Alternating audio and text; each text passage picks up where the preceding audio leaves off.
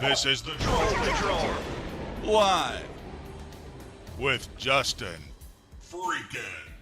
Sorry about that. For real this time. For real. We're on for real this time. Welcome to the Troll Patrol Live. It's a freaking Sunday. As I was saying, I apologize for bailing on you guys. DJ Dub. I apologize for bailing on you guys on Thursday night. I had a great show planned.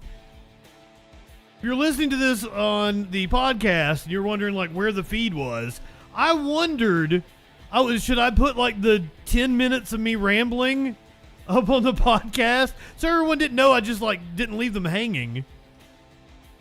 I eventually decided against it. Now I am going to clip a section from that for TikTok. I thought me making fun of Joe Biden for putting people like his age on stage that look older than him was really funny.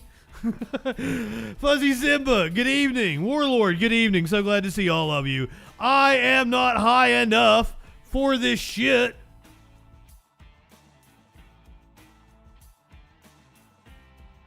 So let's fix that.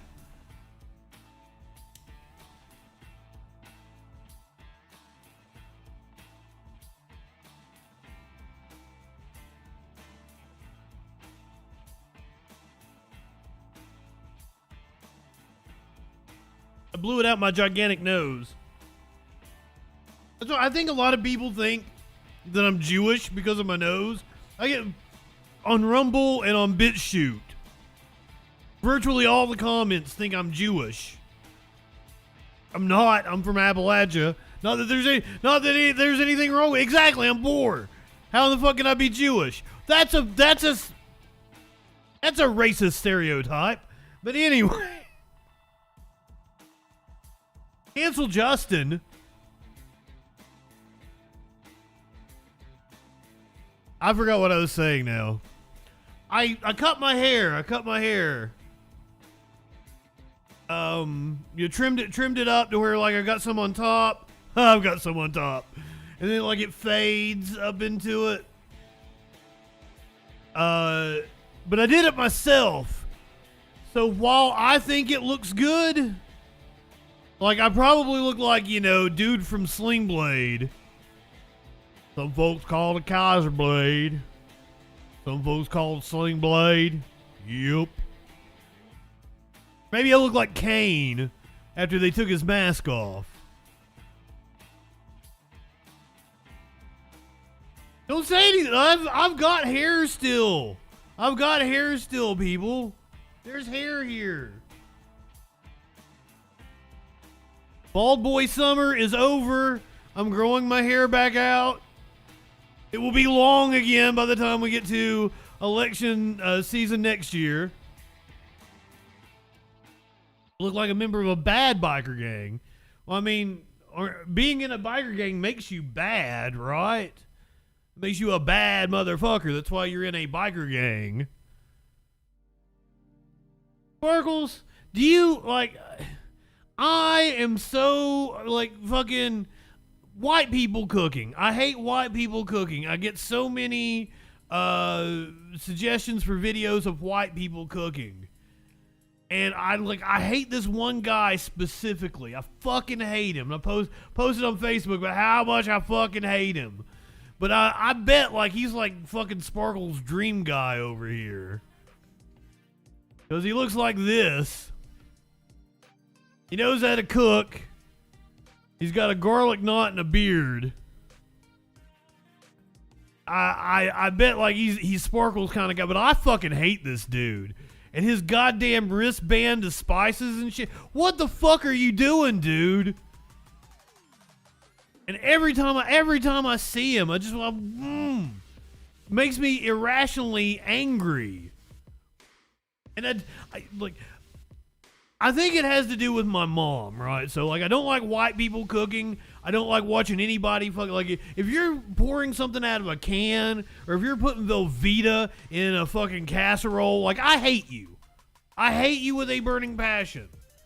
I do not want to watch your YouTube videos, your Facebook Lives, your TikToks. Because you a basic bitch. And I think it goes back to my mom. My mom never seasoned her fucking food. Bland ass chicken breast. All the vegetables came out of a fucking can, and she made casseroles with Velveeta in them. And it just like, I can't stand that shit. Was she British, DJ Dub? Like, learn how to use some goddamn spices. Cumin. Saffron. She was Asian. Okay, fair enough, I guess. Was she Asian living in Britain? Okay, so there are different schools of thought, right? So there are people that spice things very minimally and let the ingredients speak for themselves. But that's like, that's kind of classist to say that, because you have to have access to fresh, high quality ingredients. First thing. So like I actually watched a whole video on it like earlier today, I think, as I was drinking my coffee. So Northern Europeans aren't in a climate where spices grow, right? You get a few herbs and shit, but you don't really get spices growing. So that's one of the reasons why their food evolved to not be spiced as well. But then you get the aristocracy when British colonialism comes into play. Like, we learned that. Fucking Magellan and Columbus, they were looking for spices. Maybe not Magellan. Columbus was looking for a passage to India for spices. I don't remember what the fuck Magellan was doing. That was the one that sailed around the bottom of Africa, wasn't it? Fuck Magellan.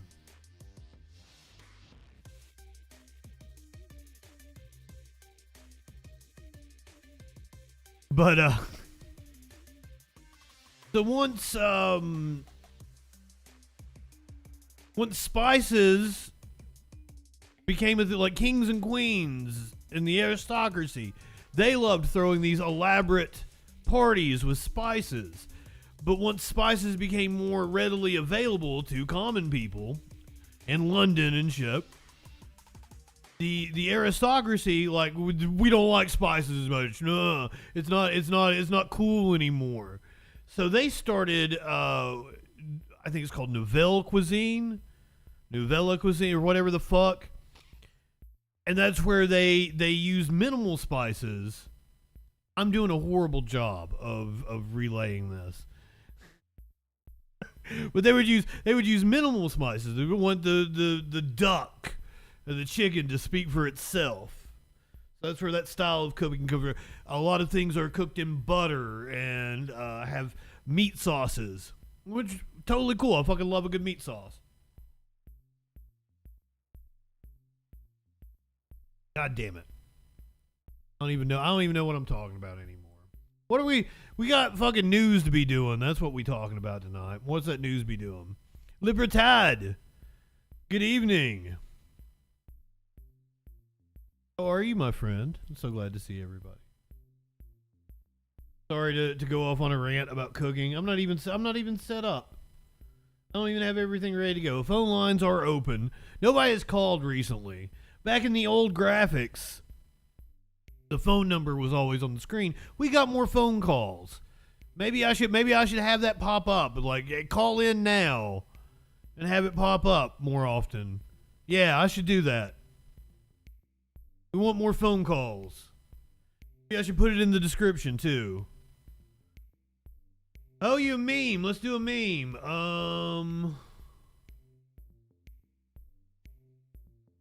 Yeah, I can only do this one tonight, so let's do it.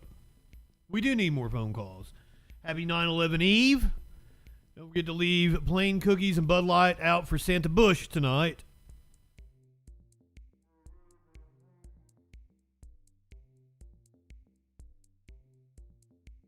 I like that it says plain cookies, and I didn't get the joke, right? So it says plain, Plain. But it actually meant plane as in Plane.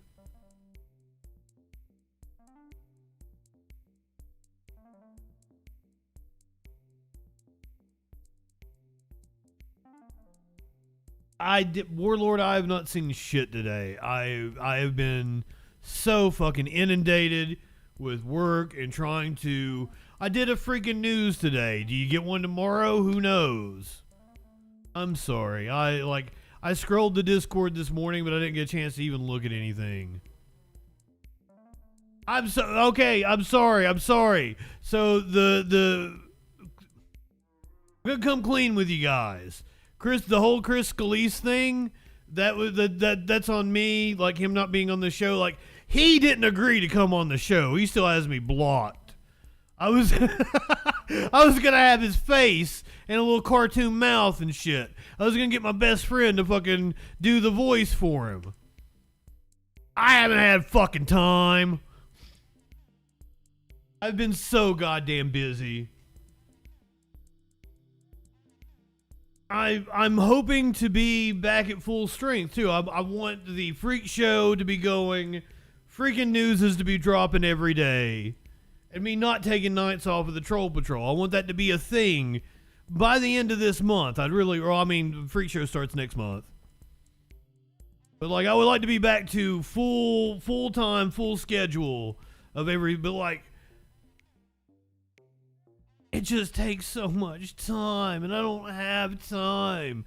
And my fucking Adobe software keeps crashing on me and shit lately. And I don't know, it can't be my fucking graphics card, because After Effects, I can do 3D fucking motion graphics in After Effects without an issue. And then fucking Adobe Premiere keeps fucking crazy, which is using way less fucking RAM. So I don't know what the fuck its issue is, and it's really annoying me. That's why I did the Vivek rapping Eminem freaking news the other day.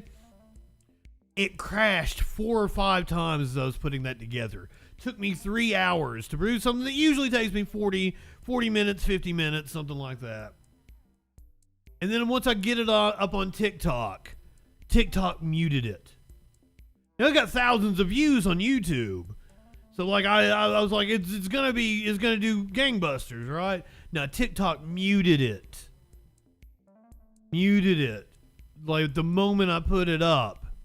That was such a kick in the balls. That was the day that I had I posted on Facebook that I was gonna have a nervous breakdown. I was gonna go in here and shave my head. I was really making a joke about shaving my head. But it was, Maynard was yelling at me that morning. My Adobe program kept crashing on me, and I was out of weed. That day, so I was not handling it well. But then once I got high and everything, and I get on here with you guys, I'm like, oh, fucking, I have an amazing life. Get to do whatever the fuck I want to do. Just sitting over here cooking food, getting high, watching whatever the fuck I want to watch. Well, I can't watch new episodes of Saturday Night Live because the writer's strike. So you know what I did? I downloaded the first. I had the first 5 seasons already. I watched the first 2 episodes. The first 2 episodes ever of Saturday Night Live last night, since I don't have new episodes to watch. I'm gonna go ahead and tell you. People bitch about Saturday Night Live and what it's become and how it was better back in the day. No, it was not. It was exactly as it is now back then. You got a couple of funny moments in each episode, and the rest is pretty cringe. Honestly. I had one sketch from each episode that I liked. I had one from the first one from the second one. George Carlin is the host on the first one. And what the weird thing is George Carlin is the host, and he's doing his stand-up throughout the show. But he's introducing other comics as well. It's so different because there's multiple musical performances. There's multiple comedians coming out and doing sets, and very, very few skits. and most of them did not hit well. The two skits I really liked. The one from the first episode was like it was like a courtroom scene. And I think Belushi was the lawyer, and there was a woman on the stand. And she, like, whatever had happened to her was so horrible, she couldn't speak it. So the judge was like, well, we need to know what happened. So she writes it down on a piece of paper, and they send it through the jury, and the jury's all looking at it. And Gilda Radner is Kaufman. Was the first episode. That was where he did the Mighty Mouse. I was trying to think if it was the first or the second episode. But it was. That's what I'm saying. George Carlin's introducing multiple comedians. But they're passing the note that the woman wrote to the jury. And Gilda Radner is the last person on the jury, and she's like asleep over at the end of the box. So Chevy Chase like wakes her up and passes her the note. She reads it and then looks over at Chevy and is like, and I died. That killed me. Then in the second episode, Paul Simon is the fuck that episode. It started off fine, and then like it's the reunion of Simon and Garfunkel, and once Simon and Garfunkel get going, it's like fucking 20 minutes of Renaissance Fest, and then Paul Simon is like, Art begged me to do a solo song, and then Art Garfunkel starts singing. I'm like, I am so over this. But there was one sketch in that episode that cracked me up. I don't even think it was a sketch. I think it was pre-recorded. They had some NBA player. He's like 7 foot fucking tall from the Atlanta Hawks. And he challenged Paul Simon to a basketball game. And Paul Simon ends up like beating him in this pickup game. And like it's hilarious the way they did it. And like it's set to a Paul Simon song. It's excellent. Al Brooks has been a shining light in those episodes as well. His little, if you know how they have the digital skits now, or they have they had TV Funhouse back in the late 90s. It was Al Brooks shorts. I'm sorry, I'm just rambling away. We got news to cover. There's so much shit going on. The manhunt in Pennsylvania that we have been covering continues. Still haven't caught the motherfucker. Now, apparently, as we said last week, like, I'm rooting for him as long as he doesn't hurt anybody. Apparently, he killed a dog now, so he's on my shit list. So if you have seen this motherfucker, you report him to the police. I'm never going to tell you to narc on anybody unless they fucking killed the dog, and then they are on my shit list. He killed a human! He was in jail for murder! When you kill a dog, you cross the line.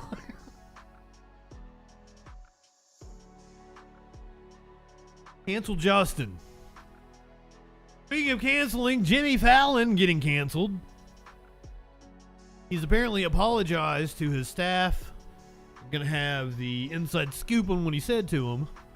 Danny Masterson from that 70s show, convicted, just figured out today that he had Tom Mesereau as a lawyer, and he's still got 30 years. So you got to be like guilty fucking guilty to have Tom Mesereau as a lawyer and still get 30 fucking years.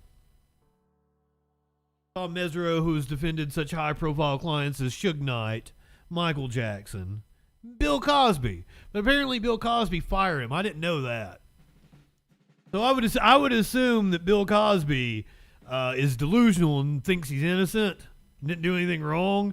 And Mesereau was probably telling him, like, you're guilty as fuck, so here's what we got to do. That's just my guess, though. That's just my guess. Like, I can get you off on this, but here's what we got to do, because you guilty.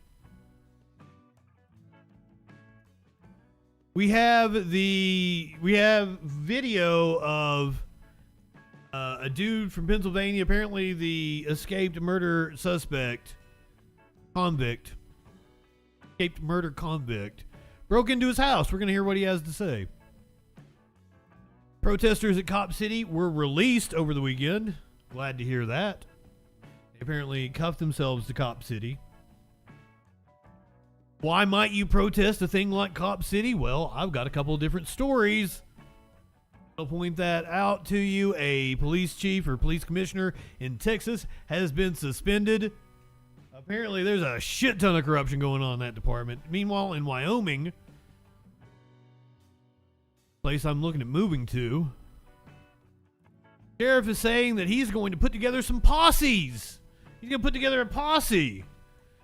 Take on smash and grab robbery, which I'm sure is so prevalent in fucking Wyoming. Dude in New Jersey has been arrested after using a drone to dye a neighbor's pool. Former GOP congressman former GOP congressman, yeah. I was looking at the wrong story.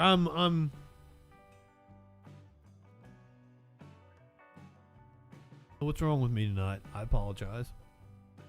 A Democratic congressman saying that he's going to dig into Elon Musk, his interference in the war in Ukraine. Former GOP congressman, gonna let it. He was part of the Freedom Caucus, the Freedom Cock. Former Freedom Cock member going to tell us about how even he believes the GOP is full of nut jobs now. Speaking of GOP nut jobs, Senator Tommy Tuberville, scared of poetry. Tuberville, of course, used to be a football coach. Football in full swing this weekend. Apparently a not safe for television chant broke out at one of the sporty ball games. Meanwhile, Donald Trump made an appearance at an Iowa football game. Received some boos, some cheers, some boos. Mixed reaction from the crowd. However, when right-wingers reposted the video, they did a little clever editing. I've got the original video and the edited video.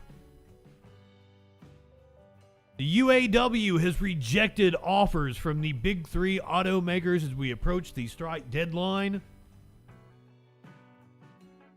Gonna check in with old Peter Navarro, who was convicted last week. Speaking of criminals in the GOP, Lindsey Graham responded to a report out of Georgia. Shows that 3 different senators were recommended for charges. The grand jury in Georgia recommended charges against 3 senators, 2 of them former senators, the 2 former senators from Georgia, Loeffler and Purdue. Mr. Lindsey Graham, South Carolina. We're going to hear what Graham had to say. Plus, apparently, Gavin Newsom was on the morning shows this morning talking about his not run for president. Much pointing was done. Simp, good evening. Brought me like Hurricane Lee. Yeah, that's that may be hitting me here shortly in the next few days. I will tell you that the weather forecast looks mighty nice after we've experienced record-breaking heat. But I'm assuming there's some storms coming with that cooler weather. I've been craving tomato soup. I wanted to make tomato soup. I felt weird because I'm like, who makes tomato soup in the fucking summer? But now it seems like it is soup weather, or at least approaching soup weather. But this is of course going to change, and we're going to get like 5 more heat waves before the end of the year. Because that's just how the weather is now. I wonder if climate was one of the things on the minds of the world's leaders meeting in New Delhi for the G20 summit. What a fantastic segue. G20 summit in New Delhi ended on Sunday as India handed over the bloc presidency to Brazil, while both the US and Russia praised a consensus from member countries that did not specifically condemn Moscow for the war in Ukraine. On Saturday, the group adopted a leaders' declaration that avoided condemning Russia for what they call a special military operation in Ukraine, but highlighted the human suffering the conflict had caused, calling on all states not to use force to grab territory. The consensus came as a surprise, with differing views on the war threatening to derail the meeting in the weeks leading to the summit. Russian Foreign Minister Sergei Lavrov said the summit was a success for India as well as the global south. Germany and Britain have also praised the resolution, and France's president... I don't know who this guy is, but you can be damn sure that I would give anything to piss in his open eye hole. Give me that eye pussy, sir.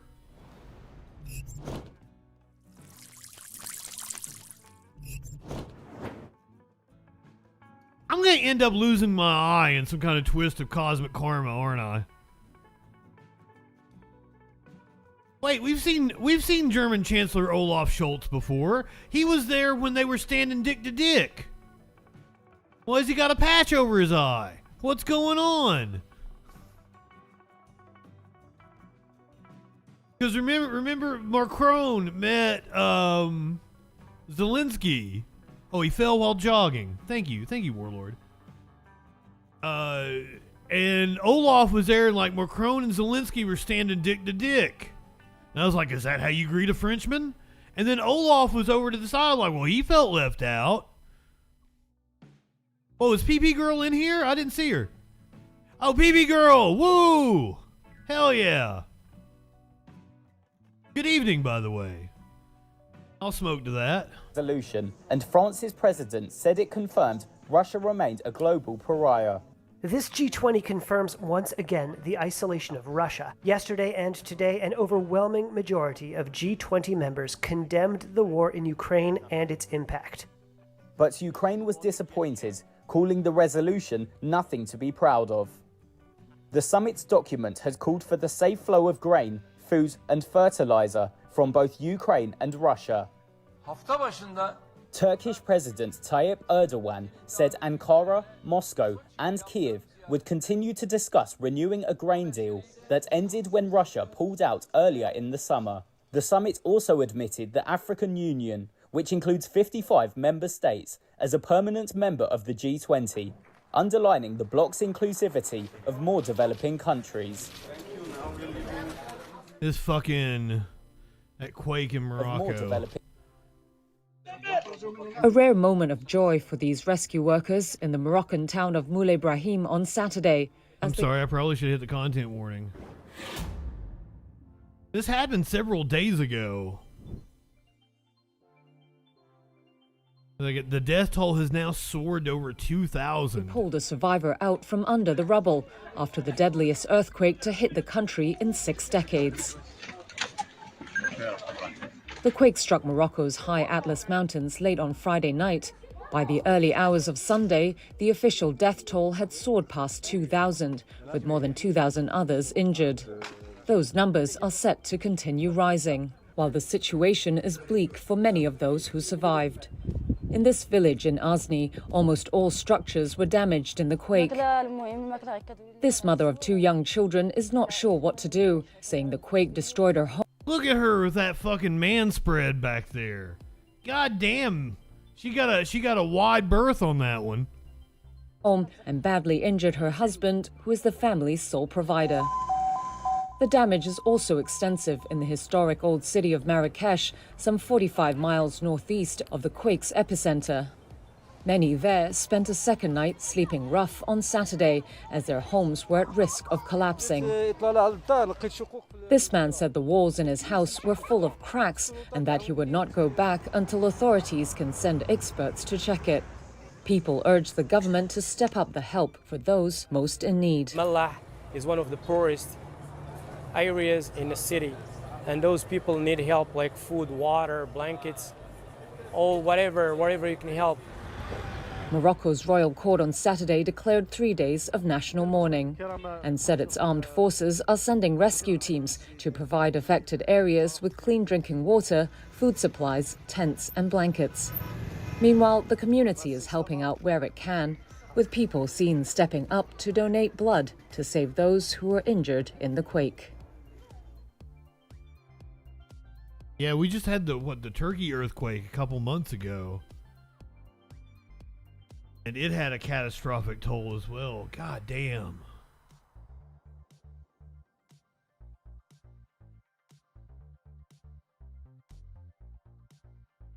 Bring it back to the States where it's Sunday, so the politicians were on the morning shows.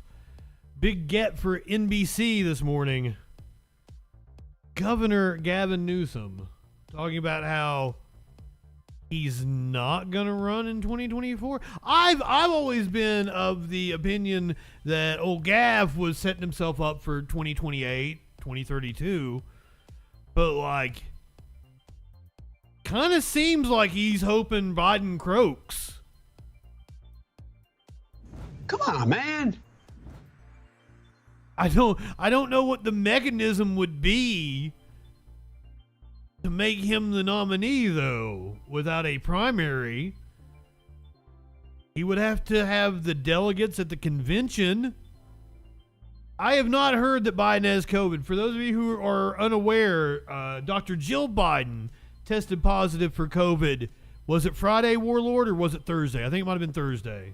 Come on, man. But as far as I know, Joe Biden does not have COVID at this moment. Hold on a second. It's been a while, so I gotta break it out.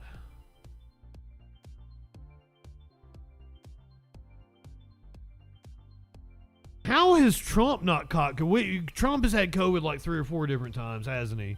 And we just haven't heard about it. Like, there's no fucking way. Dude's out here slobbering all over. You see at this football, I don't even know. I'm amazed they let an ex-president go out into the crowd the way he did at this football game. It's kind of wild.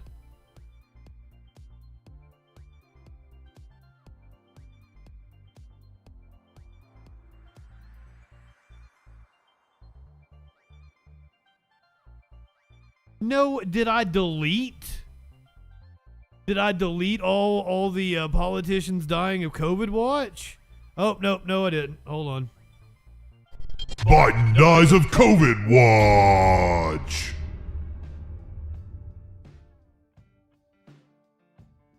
I think I've got a Jill one too, because didn't she get it back then as well? I think I got a Jill Biden dies of COVID watch. I got a Mansion dies of COVID watch. I got yes, I do. Biden dies of COVID watch. Okay. All right. So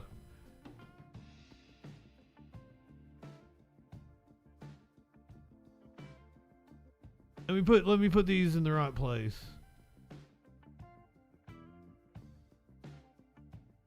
Do we need an update? On Joe Biden health? I mean, they acting like COVID isn't even a thing anymore.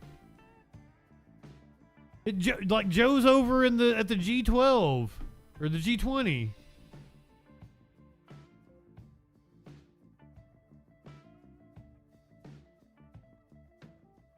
So this was on Thursday before he made his way to New Delhi. Or Hanoi or wherever the fuck he's at, right? He may already be back in the U.S. They were in Hanoi this morning. Press, I've been tested again today. I'm clear across the board. But they keep telling me because this has to be 10 days or something, I got to keep wearing it, but don't tell them I didn't have it on when I walked in. Biden dies of COVID watch.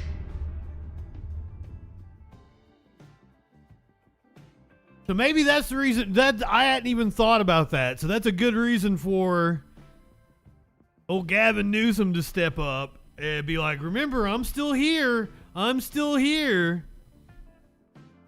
I have never put any thought into a Kamala Harris graphic. I've got some ideas for some new ones. Harris is not one of them. Chuck Todd is NBC's political director and moderator of Meet the Press.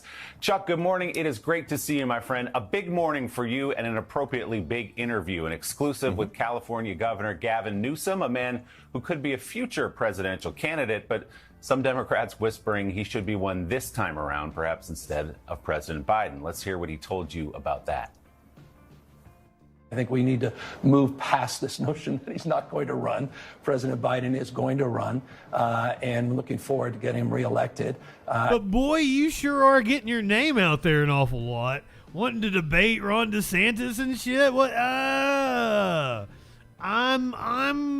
and like not default him on having ambition. And to be honest with you, I probably like him better than Joe Biden.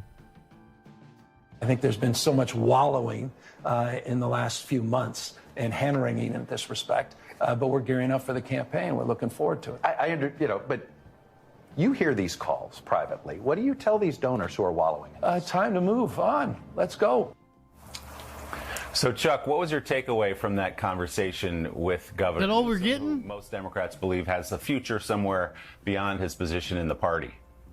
This is a reminder of why you shouldn't read an interview on a transcript. You got to see how they answer a question, right? You got to watch it. And look, my impression of he's determined to show that he's behind the president. That doesn't mean he doesn't want to run. That doesn't mean he wouldn't be running. But, he doesn't sit here and pretend he's not interested in it. Running for 2028 has always been my opinion. We're rallying around him. Or 2032. I think he's, frankly, sees that he's running. There's no path to the presidency and challenging us. He looks a lot like Hunter, really. This is a person preparing to run for president. It's just most likely he's running in 2028. I mean, he admitted to me he's been reading Ronald Reagan biographies that go back to the when he was governor of California, and there's a simple reason for that. The last governor of California to actually become president. Oh, does Meet the Press also need a content warning now? We can do that. Is Chuck Todd that bad that he needs a content warning? I do miss Tim Russert. Yeah, Tim Russert. That was it. Is Reagan. How do you sell California to the country? Which is part of our conversation. We had that conversation too. That's a tricky thing. He's trying to learn how Reagan did. No, hold on. This is something I was thinking about earlier. Because I had a dude show up I had this meme about treating guns the way you would an abortion, that you got to have waiting periods, that you got to be presented literature, that yada, yada, yada. A whole bunch of things that it ran down. And some dude came to my page and was like, well, that's what they're doing in California. And I was like, well, what do you mean? I don't understand what you're trying to say. He's like, I said it in my comment. Here, let me I'll show it to you guys. Hold on. I'll pull it up. This is a very interesting conversation. Porg, good evening. Oh, Geist has his own show? I didn't know that. I thought we were watching Meet the Press. Okay. So that was probably Tim Russ, or Tim. I have Tim Russert on the brain now. That was probably Chuck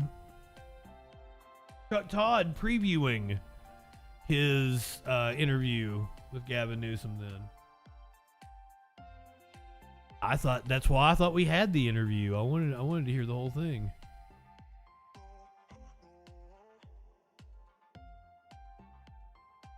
Yeah, this is an excellent illustration here.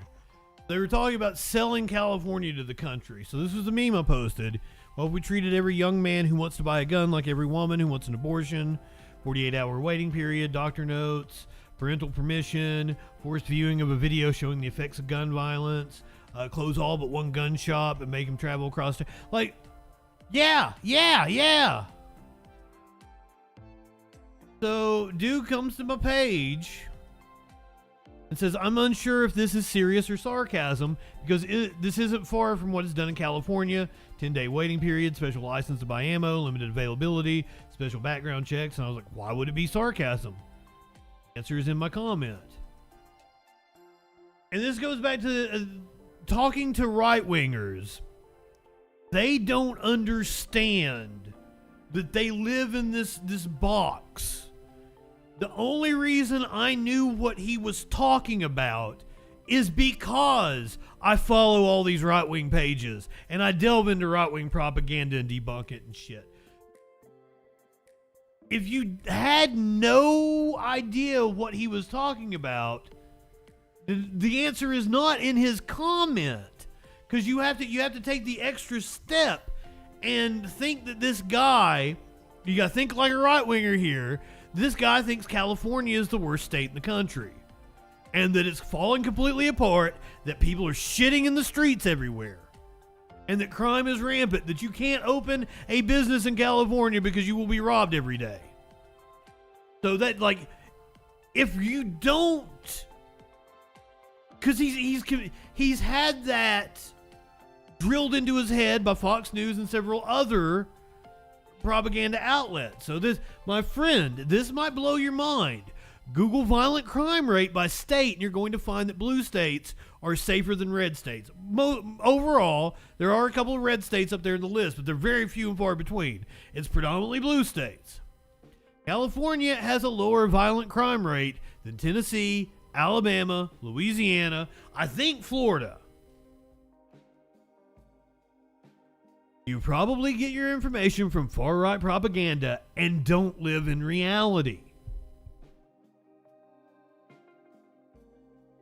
Your use of statistics to affirm your bias is noted. What the fuck are you talking about, you dipshit? However, being a native of California, I can assure you that the blue parts of the state are the most violent. Also, I know how to take small numbers and divide them by slightly larger numbers, and to divide slightly larger numbers by very large numbers to make percentages. I guess he's saying that using the crime rate to normalize the data is somehow misleading. I guess. Because if you go by, like, you know, the numbers of murders, and like LA and Chicago and New York top the list because they're the most populous cities. But when you normalize the data, and normalize might not even be the right word. I don't fucking know statistics. Whenever you average the data and then you get a crime rate, you find that those cities are really safe. I didn't use statistics to affirm my bias. I just cited statistics that prove your assertion to be stupid. The assertion he never even made. I had to read into what he was saying. I know plenty of people that live in California now that will be happy to tell you Fox News is lying. That's what's called an anecdotal fallacy. You seeing something isn't evidence. And this is the problem with idiot right-wingers. You believe shit you want to believe and facts don't matter to you. Well, when you can't articulate your point, you result to insults, which is really all anyone needs to know. Which is weird, because I fucking articulated my point. You just ignored it and honed in on... I didn't even say that he was an idiot. I said this is the problem with idiot right-wingers. And then said you believe shit you want to believe. Have to do that so I don't get Facebook banned. If I'd outright called him an idiot, I would cop a ban. Because I say it in that sneaky way, I don't get banned. They're supposedly the facts don't care about your feelings crowd, but all they do is operate. Yeah, you can call them a slur and get away with it. Facebook don't care about slurs. Get it? And that tells you a lot. But I think the reality is here, which is, as far as we all know, Biden's running for re-election. But I think he's waiting. He's in the bullpen. There's no doubt about it. Yeah, waiting his turn. There were some polls this week that showed some weakness for President Biden, perhaps amping up some of those calls for others to take a look at it at least. Chuck, I mentioned it was a big morning, and it really is. After almost a decade in that seat where you're sitting right now as the moderator of Meet the Press, today is the final show for you at... Whoa, Chuck Todd's leaving? I hadn't heard this. Whoa, whoa, whoa. Who's taking over? Meet the Press, and we thought since you have your Sunday mornings off going forward, we'd get you a little something to curl up with. Maybe you could watch a little Sunday Today with your official Sunday Today mug. Well, Maybe I appreciate it. The Miami win you stayed up late to watch last night. Well, I actually might get to go to one of these games now. Like, that's, you know, Willie, you and I are just a couple of guys that work weekends, right? That's you it. know? Kirsten Welker is going to take over the hosting duties. I don't even know who that is. Kristen Welker. Kristen Welker.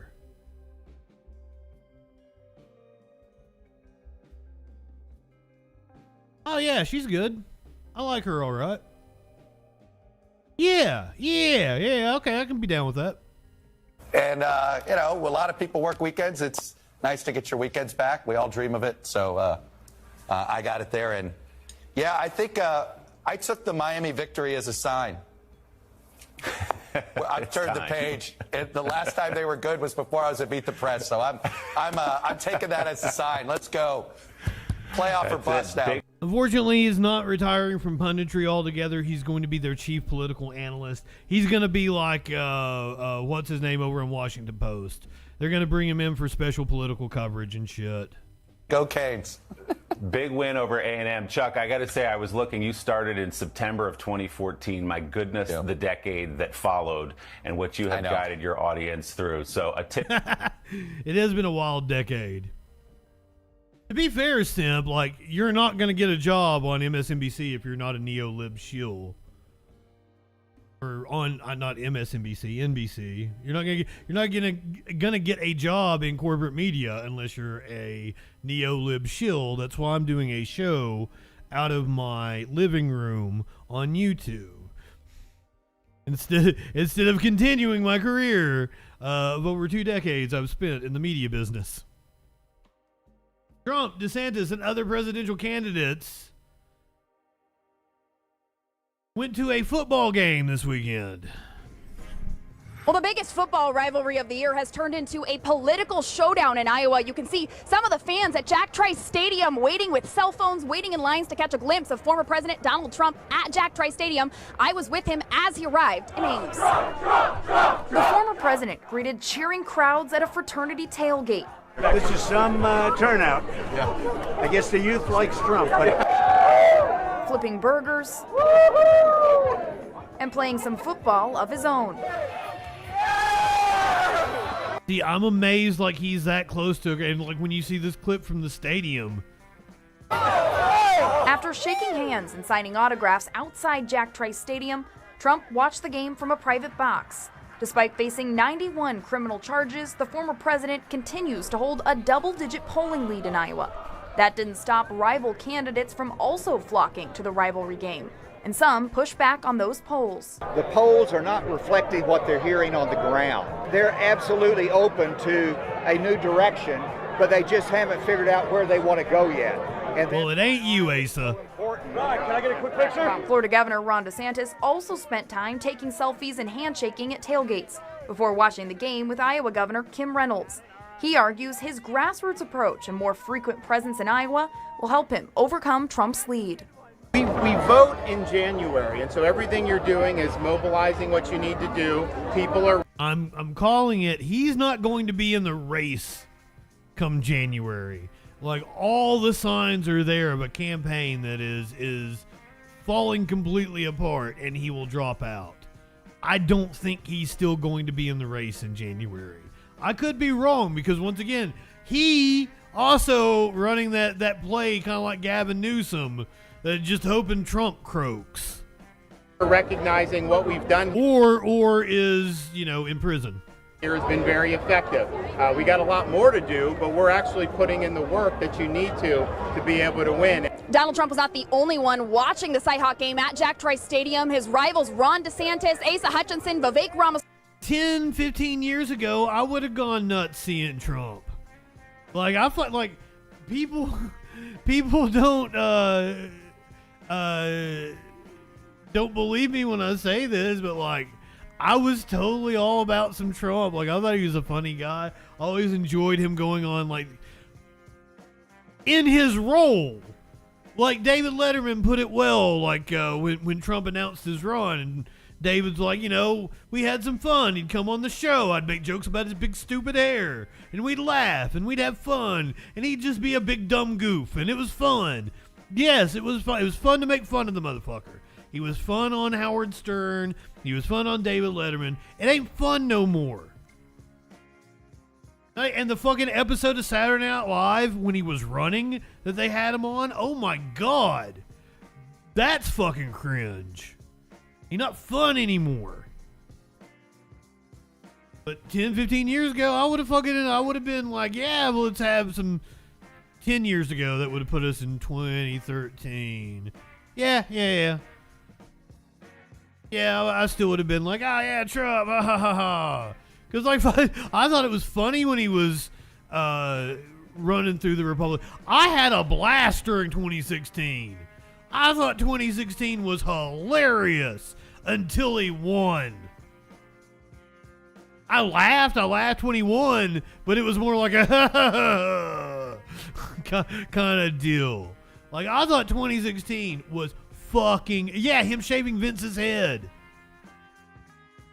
He's always been a fun, dumb goof, but it's not fun anymore. Pro-Trump users fake Iowa Stadium clip of wild Trump cheers. So they had to add fake crowd noise. So the real audio with some clear boos, which was shared by Right Side Broadcasting, and then the doctored video shared out by MAGAs.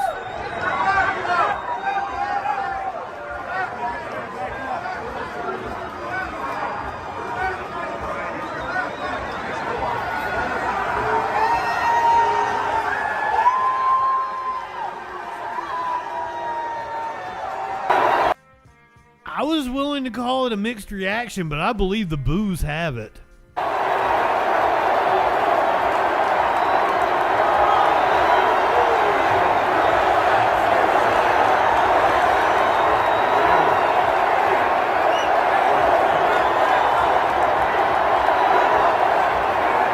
One more time.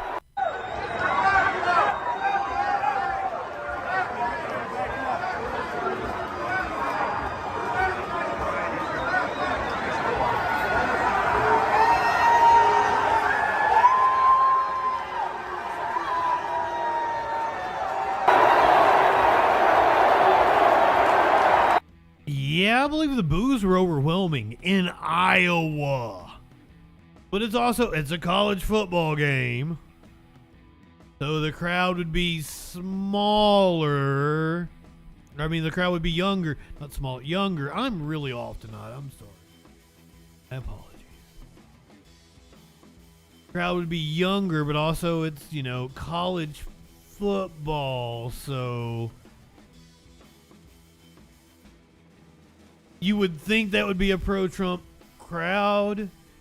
Largest rally ever.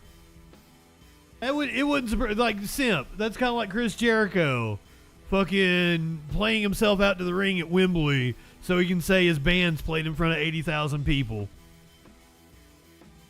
Fuck you, Jericho.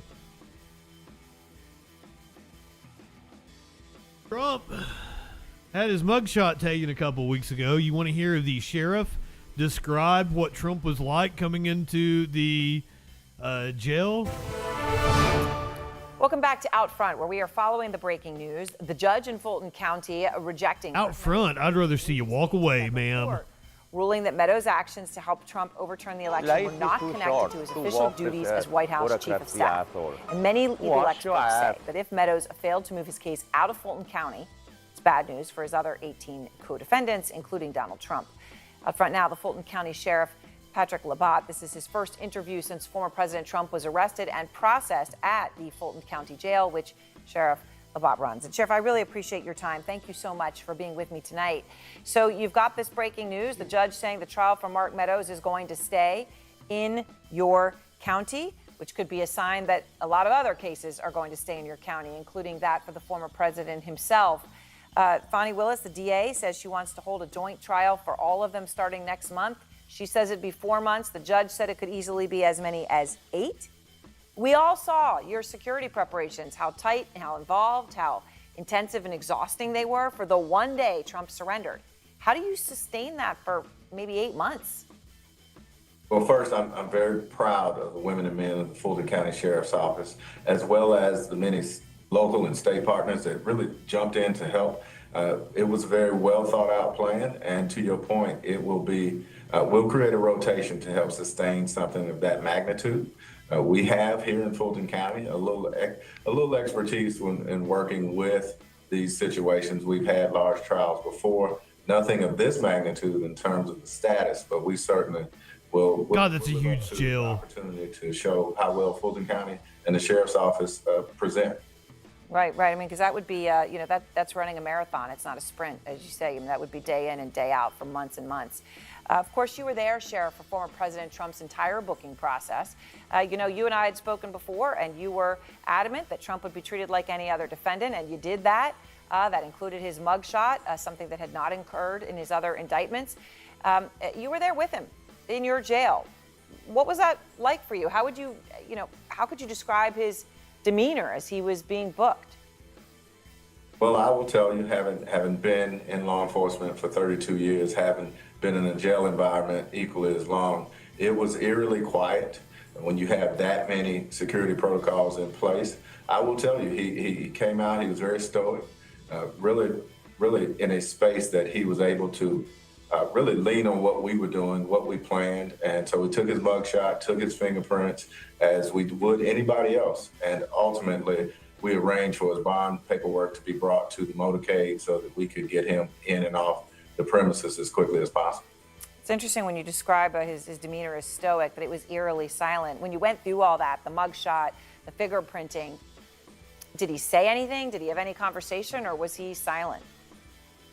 No, he was pretty silent. We spoke.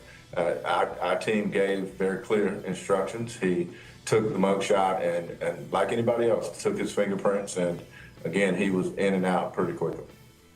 And then no issue with any of it? I mean, not that he could have, but I mean, he was, in terms of his face, as you say, it was stoic. There was no expression.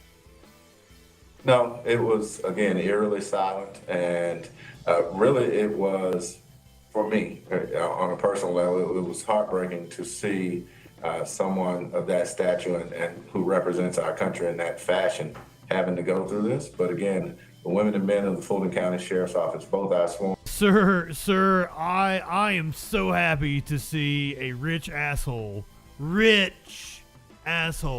get his comeuppance. Somebody of power and stature. It's way overdue. Motherfucker should have been in jail years ago. On that professional team, very, very, very professional, and making sure that we follow through, not only with our commitment to serve our community, but really focus on the job at hand and get the former president out. It's interesting how you describe it as heartbreaking, because it's, I think, important for people to remember that it should be for everybody. It's not heartbreak. My God. Us not locking up presidents in the past is the reason why this country is in the damn shape it's in. If Nixon had been locked up, we would have got fucking Iran-Contra. We wouldn't have got the fucking war in Iraq. If Nixon had served the rest of his miserable life in fucking prison, none of that shit would have happened. Long overdue. Supposedly nobody is above the law and justice is blind and yada yada bullshit. Trump did, of course, when he walked out, He grabbed that mugshot and ran with it, proverbially. Said he raised $7 million in just a few days. He, put out T-shirts and coffee mugs with the image, right? He owned it. Now, I saw a meme going around that they were like, he doesn't own that mugshot, so he can't profit off of it. No, mugshots are public. Mugshot is free fucking use. Now, he might come into some kind of legal scrutiny through a civil trial eventually if he was found guilty of a criminal trial. I believe there are statutes that don't allow you to profit off of your crime, and maybe he could be sued to try to recoup that money, but that would be like way down the line. He owned it, and he used it to raise a lot of money. And then he said this about it. I think the fake indictment that they did in Georgia was very helpful, and then they insisted on a mugshot, and somehow it turned out to be very iconic. Iconic. Sheriff, in retrospect, do you think it was a mistake at all? Do you have any regrets about doing the mugshot, given that he, of course, has capitalized off it in a massively lucrative way? Well, if there were any regrets, the copywriting, I'll leave that up to the lawyers. There's still an opportunity for us to hopefully partake in some of the capitalization of that and then put it back in the sheriff's office. We don't know. We'll leave that up to the legal beagles, if you will, and make sure that they really earn their keep around here as well. So we are focusing on... So they are looking into it. Making sure we maintain the safest possible facility we can, as well as, again, I understand the capitalization of it. And maybe that was the plan all along. We don't know, but we're in a place to maintain our... Make sure we focus on treating everybody as humanely as we can. I've tried to find my old mugshots. I can't. They don't exist. All right, and to that point, Sheriff, I do want to ask you about, of course, a lot of the news out there about your facility, and you talk about treating people as safely as possible. Trump has obviously attacked your jail conditions there. One of the fundraising emails, he said in part, while clinically, good evening. A firsthand look at the poor and disgraceful conditions of the Fulton County Jail. It's worse than you can imagine.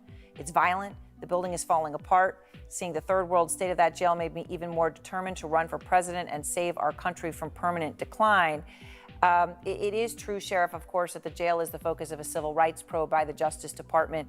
10 inmates have died there so far this year. The latest death, I understand, was earlier this week. Yeah, that sounds right. Well, first, let me say that's why I was present. I wanted to make sure that when these fake accusations came out about the facility and the portion that he was in, I actually was there and witnessed the portions that he actually was. Yeah, I can't imagine he was anywhere near prisoners to see that they clawed the walls out. Bullshit. Very briskly. So to that end, that again, much like everything is fake news from that perspective. And then secondly, in terms of the DOJ and the Justice Department, if you go back and you look at the steps that we've taken since I took office since 1/1/21, the focus has been. Whoa, what the fuck? We had to, we hit his face to protect his identity all of a sudden. What the fuck?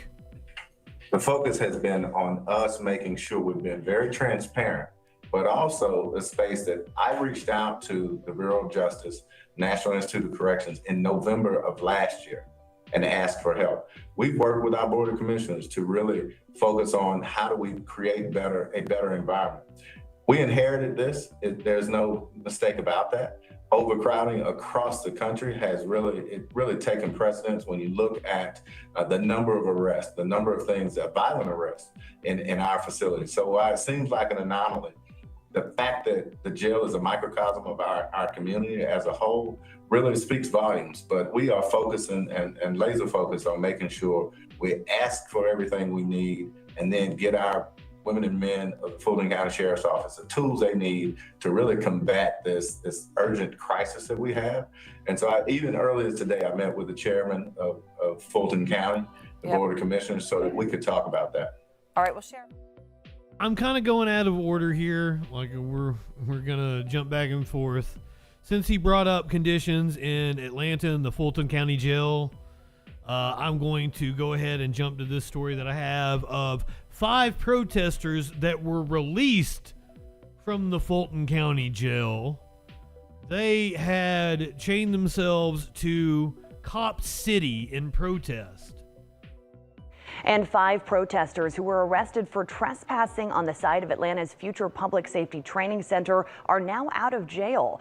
Police say the 5 people chained themselves to a piece of construction equipment Thursday morning. The group says they went to the site that opponents have dubbed Cop City to deliver what they call the People Stop Work Order. They were arrested on charges of trespassing, reckless conduct, and obstruction. Those 5 people have had their first court appearance. According to the Stop Work Order, they have now again been released.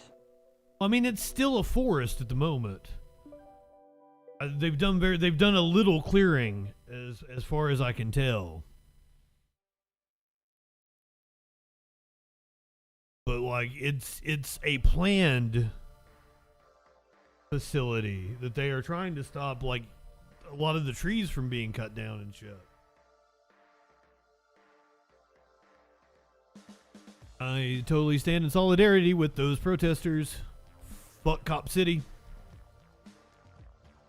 But still, that doesn't mean that I don't want to see these assholes get their comeuppance in Fulton County. Treat them the way you treat all your other citizens. I would like to see Lindsey Graham also be paying a visit to the Fulton County Jail. But apparently that's not going to happen. Lindsey Graham named in a report from the Georgia grand jury on Friday that said they recommended charges for 3 different senators, Kelly Loeffler, David Perdue, 2 former senators, and then Lindsey Graham, the chairman of the Judiciary Committee, had charges recommended against him by a grand jury. Wild. What do you think of the report being released today, its contents, and what the recommendation was from the special grand jury? You know, I'm very worried about the country right now. I was the chairman of the Senate Judiciary Committee. Oh, that's right. He was under Republicans. He still sits on the Judiciary Committee. I'm worried about the country when a guy who used to chair the Senate Judiciary Committee tried to fucking steal an election, sir, for a man that you, Lindsey Graham, told us, what, about 7 years ago, that if the Republican Party were to elect Donald Trump, it would destroy the party and you would deserve it? I agree with that, Lindsey Graham. Committee. This election was contested in courts in multiple states. I had to explain to the people of South Carolina my vote, had to decide whether or not to have a hearing about the allegations in Georgia and other places. I called around different states, including Georgia. As a sitting United States Senator, chairman of the Judiciary Committee, I eventually certified the election in all states, including Georgia. I didn't find any evidence of mass voter fraud, but I did have concerns about the mail-in ballot systems. I've got concerns about the Republicans that tried to steal the goddamn election. Georgia and other places. This is troubling for the country. We can't criminalize senators doing their job when they have a constitutional requirement. We are not criminalizing senators doing their job. That's the problem. You are a senator that committed crimes. Big difference. We're not criminalizing your duties as a senator. You participated in a criminal conspiracy. To fulfill. It would be irresponsible for me, in my opinion, as chairman of the committee, not to try to find out what happened. It would be irresponsible for me to tell the voters of South Carolina what I did without actually trying to find out what the right answer was. So we're opening up Pandora's box here. Fulton County is one of the most liberal jurisdictions. Unfortunately, we already put senators above the law. Like, there are special carve-outs for senators. To not be prosecuted for shit. To not have civil action brought against them while they're doing their duties. But this is beyond the pale.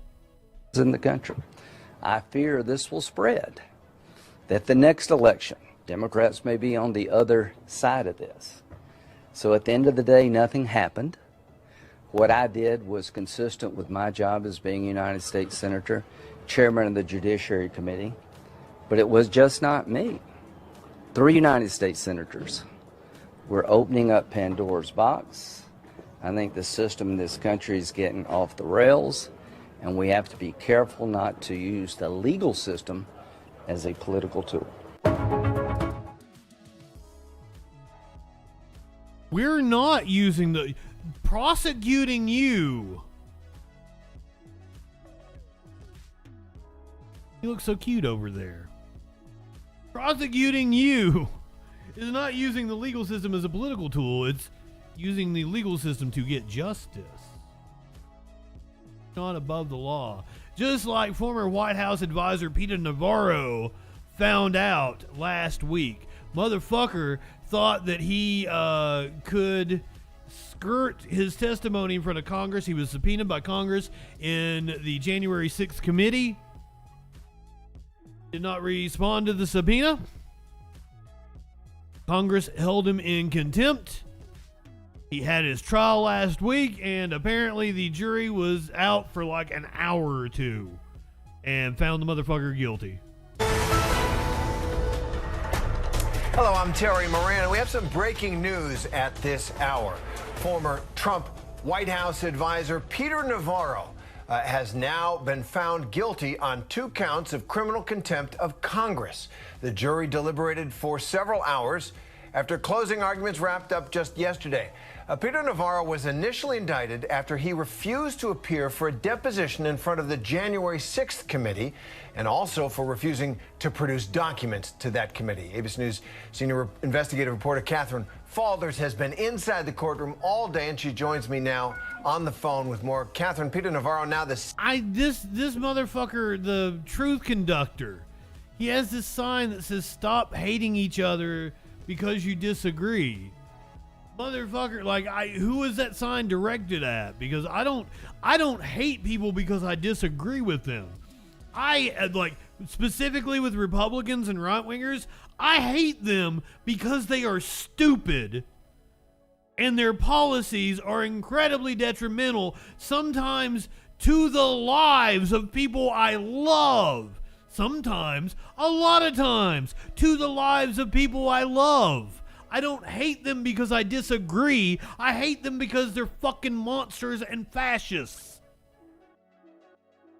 Truth conductor. Because I assume you're some enlightened centrist motherfucker. It's like, both sides are bad. We need to come together in unity. Blah, blah, blah, blah, blah. But every time you hear one of these motherfuckers, we need to come together, they mean like you need to capitulate to their thought process and their positions. And it burns me up. Committee and also for refusing to produce documents to that committee. ABC News senior investigative reporter Catherine Falders has been inside the courtroom all day, and she joins me now on the phone with more. Catherine, Peter Navarro, now the second former Trump aide to be found guilty of contempt of Congress. They did not want to cooperate with the January 6th committee. What's the significance of this verdict? That's right, he did. And of course, Steve Bannon, as you remember, Terry, was the first one. Navarro becoming the second one charged on both of those counts, found guilty on both of those counts. Look, we expected from talking to sources close to his legal team that this was something that they were expecting, that they intended to appeal. But there's been a bit of a twist in this, actually. As the ABC anchor, yes, he trips me out. Every time I see him, he trips me out. Like there's some... His eyes are closed together, but they're also like he's got glass eyeballs or something. He's looking at me funny every fucking time. Lawyers have already moved for a mistrial. Lizard person confirmed. The jury came out during their break. They came outside. They were around protesters, for example, and that could have tainted their view on this. Navarro has been trying to speak at the microphones right now, but protesters are preventing that. So the judge, of course, said that he wasn't prepared at this moment to rule on the mistrial motion. He wasn't aware that there were protesters outside, and that's currently the scene that's going on right here. Now, Navarro is speaking at microphones about this right now. You can probably see those protesters in the back of that camera. Hear it. Come on, let's take it. Found guilty, and his lawyers will likely appeal this ruling. Right. Thank you, Catherine Fathers. The case will go on appeal, movement for a mistrial there, but the jury has spoken. So joining us now, Attorney Jeff. No. What did Peter Navarro say? God damn it.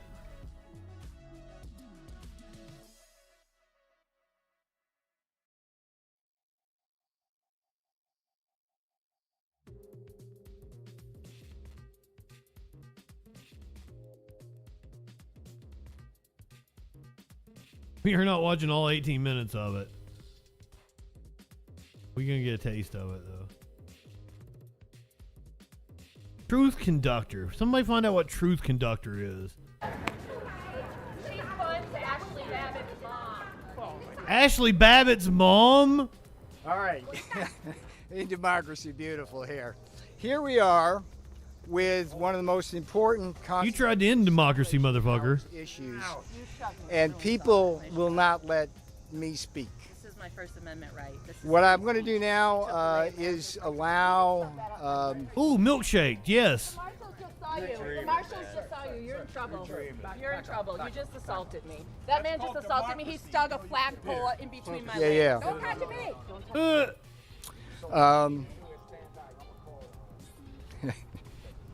There you go. You're in All right. trouble now. They're calling protective services. I was just assaulted. Look, if you got a sign, no, I hold did it it. over there. Liar.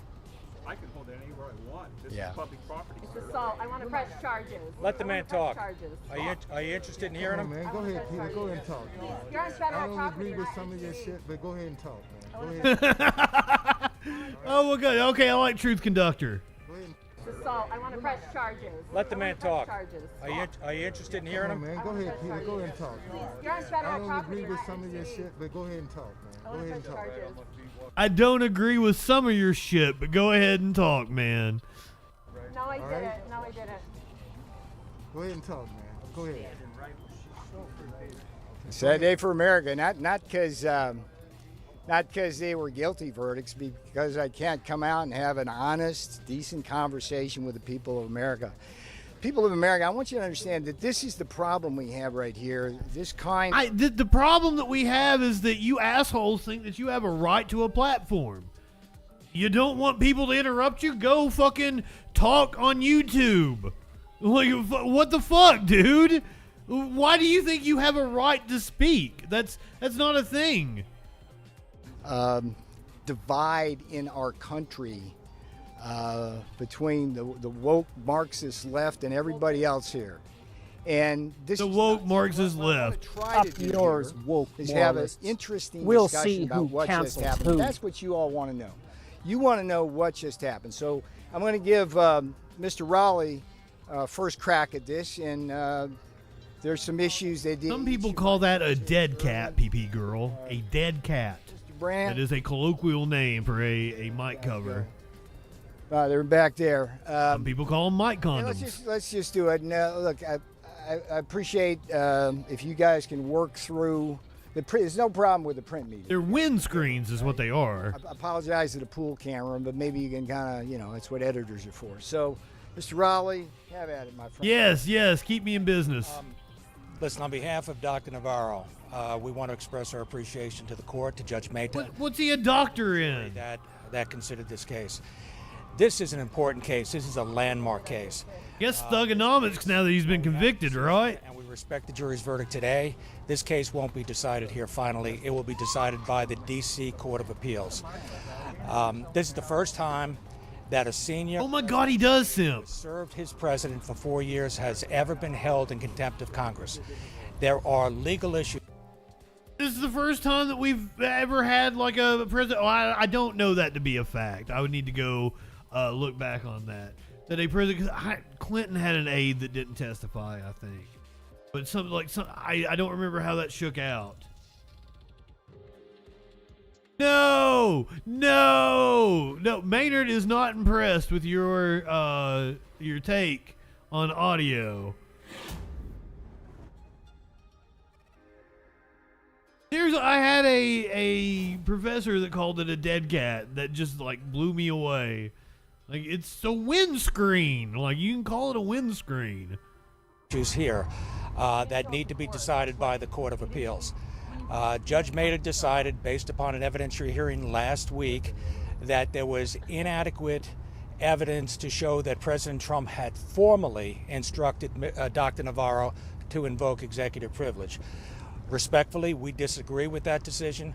We think that the evidence established that in fact President Trump instructed Dr. Navarro to invoke executive privilege.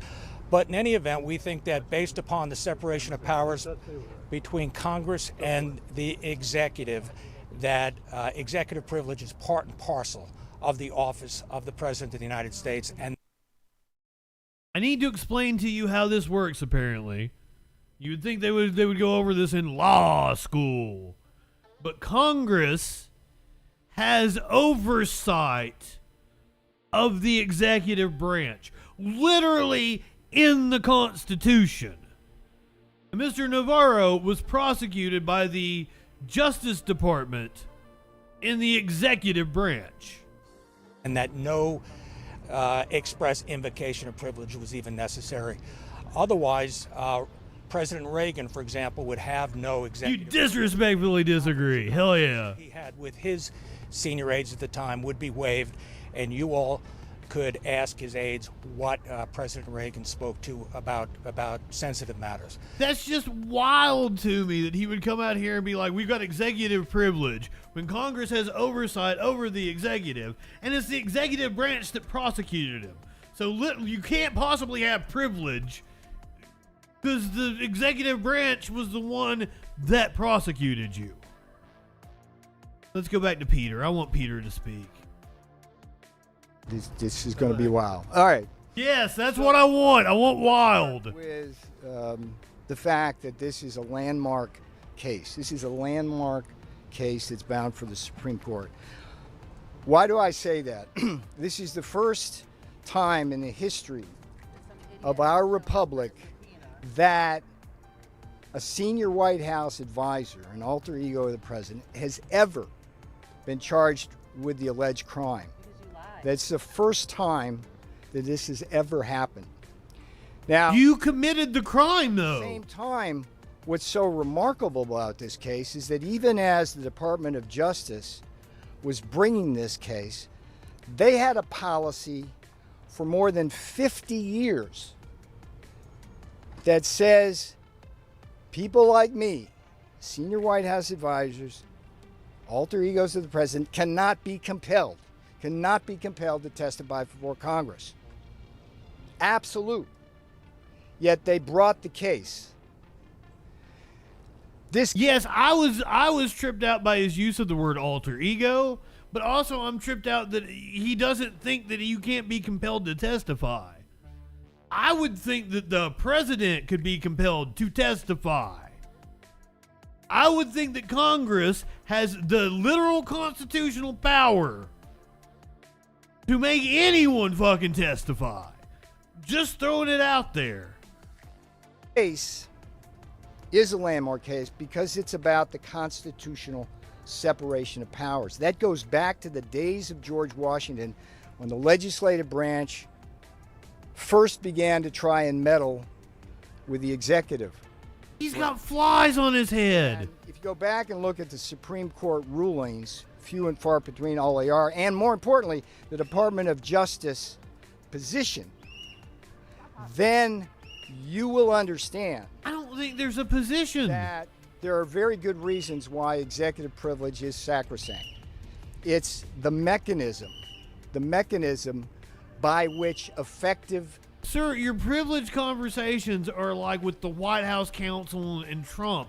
I don't think you get to have executive privilege over your conversation. Because it's kind of like a lawyer-client privilege is what we're talking about when we say executive privilege. Like the president gets to talk to his lawyer about shit. The way a client would talk to his lawyer about shit. Because the president has to weigh all fucking options. And then the White House counsel tells him, theoretically, you'd have a president that lays out all these different scenarios. Some of them might not be entirely legal. And that's why the White House counsel has to step in and be like, no, sir, no, that one's not legal. This would step constitutional, blah, blah, blah. This wouldn't survive a court challenge. And that's the kind of conversation that is privileged. If you're committing a crime, if you're part of a criminal conspiracy, or if Congress is asking you to testify, that's not privileged. Presidential decision-making is made. So this case is not about me. I happen to be the only one in the barrel on this. And what's interesting about this case is that Judge Amit Mehta, during the course of this case, you're going to attack the judge, actually made history. How did he do that? He made history by ruling that people like me, senior White House advisors, cannot be compelled to testify. He said that. No judge has ever said that before. What? Now, the reason why he felt that it did not apply to me is because he did not believe, despite all of the evidence we put on, including my own personal testimony, that the privilege had been properly invoked. And that's another open question for the appeals court, because there are many legal scholars who believe that the privilege is presumptive. I don't trust his recollection of that. There are many other issues that are related to this case that are open questions. But at the end of the day, the day that Judge Mehta ruled... Damn, Simp. That's profound. Conservatism consists of exactly one proposition. There must be in-groups whom the law protects but does not bind, alongside out-groups whom the law binds but does not protect. You have an attribution for that quote? Because that's fan-fucking-tastic. Sounds like some Cornel West kind of shit. That I could not use executive privilege as the defense in this case. The die was cast. This was pro forma. Frank Wilhoit. Pro forma. We knew going in what the verdict was going to be. That's why this is going to the appeals court. And we feel, look.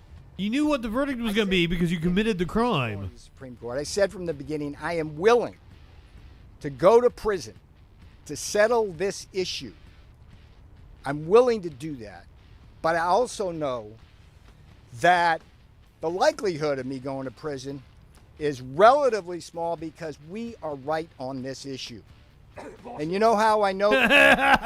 Somebody's like, bullshit. Told us so in memos that span more than 50 years. So you put yourself in my shoes. I go into the White House in 2017. For 3 years, I helped the president create hundreds of thousands of manufacturing jobs during the pandemic. Every one of you here used masks, gloves, thermometers. Shut the fuck up. Many of you use things like remdesivir or monoclonal antibodies. I helped do that. I did. I was one of the guys in the White House. Oh my God. February 2020, writing memos say, this is serious. We got to get off the dime. And what do I get for that? Prison. I get a House of Representatives controlled by Nancy Pelosi trying to put me in prison. Why? Because I'm a Trump guy. And I get a Biden White House and a Biden Department of Justice with the Merrick Garland running it, running a part. Yeah, Nancy isn't even the leader anymore. Anybody want to tell me poor Hakeem Jeffries, if Republicans had held the House or President Trump was in the office? No. So, little bit of righteous indignation, I think. No, it's just indignation. That righteousness is well placed. Or as the kids call it, cope. I have to lay this out for you. We're trying to cope. I tried for contempt of Congress today. That's not what the trial was about. If any of you sat in the trial, you saw the opening argument. You saw the opening argument of John Crabb, the attorney for the prosecution. He didn't argue. Did he do a crab dance? Case on contempt. He said that I was responsible for the J6 insurrection, which is totally without fact. Without fact. Oh, you totally weren't like the man responsible. That was Trump, but like I'm sure you helped it along. We don't know exactly your extent because you refused to testify in front of Congress. And I would say turn over your cell phone, a whole bunch of other documents they requested. Just throwing that out there. A former GOP congressman has come forward. He was a member of the Freedom Cock. His name is Denver Riggleman. Denver Riggleman now speaking out at how absolute batshit the Republican Party has become. This is the Midas Touch podcast. They had this get with Congressman Denver Riggleman. Touch Network. We have a new host at the Midas Touch Network. I want to introduce you to him. I'm sure you know him, Denver Riggleman. It's all you. I'm a former Republican congressman. I'm also a former Freedom Caucus member. Don't be afraid. God damn it, this was a plug for a podcast. I'm sorry, which, I mean, if there's better ways, there's worse ways you can spend your time, so. I'm also the former senior technical advisor for the January 6th committee. I'm author of The Breach, which is about January 6th, and I'm very proud of that book, and also host of The Mighty Peculiar. And a book plug. A podcast and YouTube show I felt I had to start because of the crazy that I saw when I was in Congress, and also because, well, of what I saw during the January 6th investigation. So if we look at Marjorie and we look at Alex, we know that they're no stranger to conspiracy theories or crazy, but we know that they're surrounded by people that... Yeah, the Guy Fawkes mask. What are my... Did you notice that the moment I noticed the Guy Fawkes mask and it was processing it? Like, what's the message with the Guy Fawkes mask? My bona fides and chops that allows me to talk to this, besides seeing all the... He was in Intel, by the way. Besides my background in counterterrorism, the fact I was a United States Air Force intelligence officer, I worked for the National Security Agency. I was the CEO of a company that did this for real. We tracked people in the counter-IED space. We went after really bad guys. And I put bombs on foreheads, and I tracked people's communications. What really gives me the bona fides to talk about that? Outside of that, I was a member of the Freedom Caucus, and I saw it firsthand. My first week in the Freedom Caucus, I got introduced to a conspiracy theory. I hope you guys do know this. It's a lot of fun. But there's this sort of one world algorithm that could control or suppress conservative speech across all social media channels.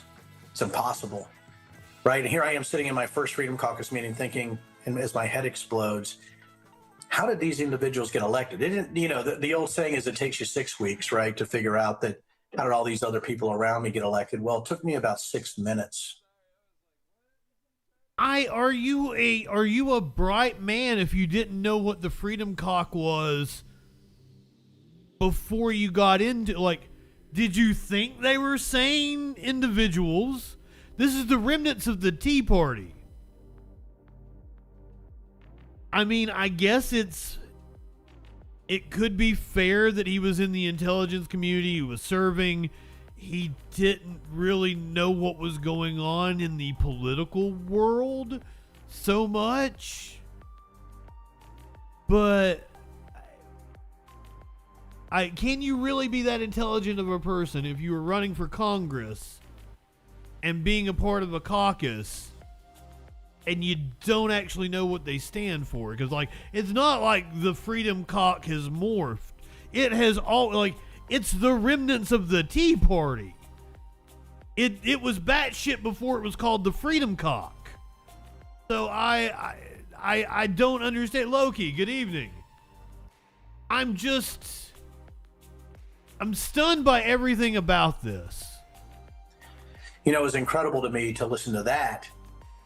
But as we know about Alex Jones, we know about Marjorie Taylor Greene, and we know what they did on January 6th. We know how involved they were. We know how crazy the text messages were. We know that on January 6th, as I mentioned, that Marjorie Taylor Greene said that Antifa was behind this. She was already behind the false flag Antifa conspiracy theory. We know on January 17th, she said that we needed martial law.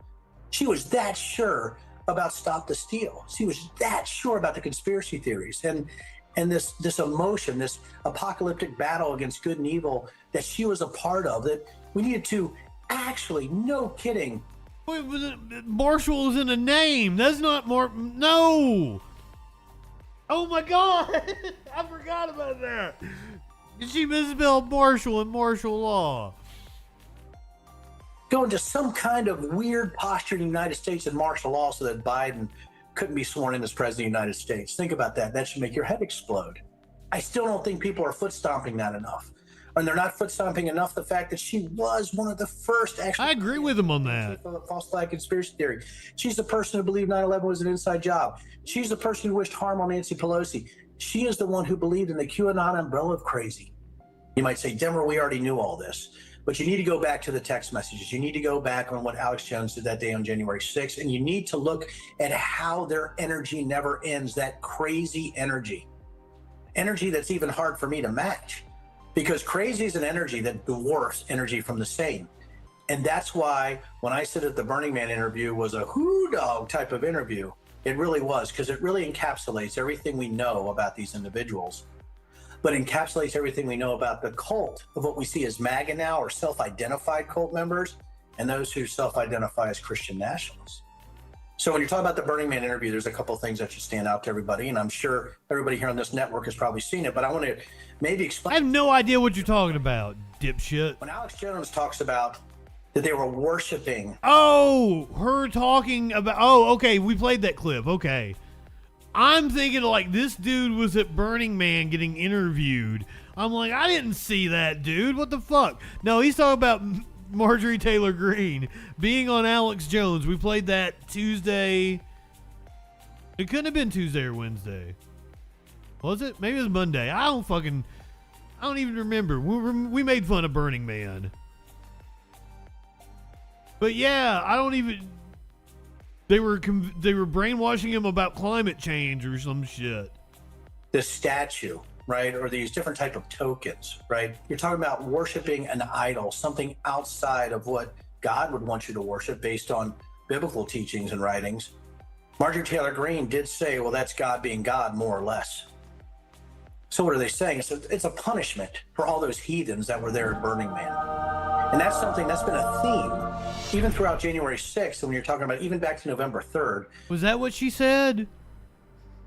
It was a punishment for being there with the heathens? I don't remember that. I thought she said they were brainwashing him about climate change and that it raining in the desert was a result of climate change, which it kind of is.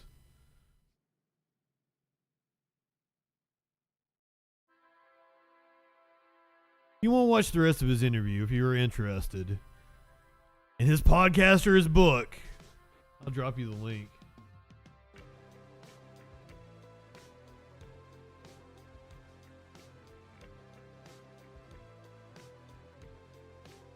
Yeah, we did Burning Man on Tuesday. We did that Burning Man clip on Tuesday because Monday was Labor Day.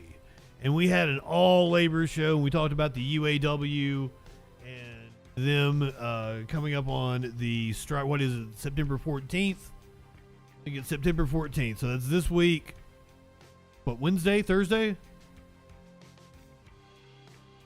Yeah, it's Thursday. Probably Thursday at midnight is the deadline. Don't forget, tomorrow is 9/11. I may or may not have something special planned. We're coming up on the deadline for a strike for the UAW.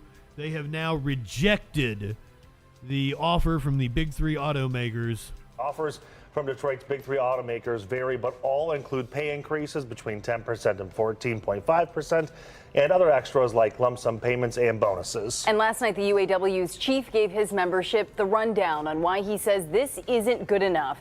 Proposals and counter proposals are flying. Our Mara McDonald was there. We saw a little late night action here at Solidarity House. A lot of cars late night action out of their electronically controlled gates. So I'm guessing that those are the bargaining units coming in and out of here. That deadline, you live in though, sexual it's anarchy. fast approaching. We have counteroffers in from each company, and I've filed them in their proper place again. You'll notice the UAW chief has now labeled his trash can. Currently, here are the highlights of what the Detroit Three are offering. Ford and GM, a 10% pay increase over the life of the contract, plus lump sum bonuses and ratification bonuses. Today, Stellantis offered up a 14.5% raise, but none of the extras. A 14.5% increase over 4 years is deeply inadequate. It doesn't make up for inflation, it doesn't make up for decades of falling wages, and it doesn't reflect the massive profits we've generated for this company. All automakers shot down Fain's 32-hour work week, 40% plus pay raises, retiree benefit bumps, a return to defined pension plans, and ending the tiered wage system after 90 days. The automakers did budge on the years it takes to reach full scale. Fain said if there's no deal by Thursday, a strike potentially against all three is coming. Stand up. Be ready to stand up for yourselves, for your families, and for your communities. The current contract expires Thursday, 11:59 p.m. We are on Detroit's east side at Solidarity House. I'm Mara McDonald, Local 4. That's what the actress that played Skylar in Breaking Bad's been doing lately. Glad she landed on her feet after the show.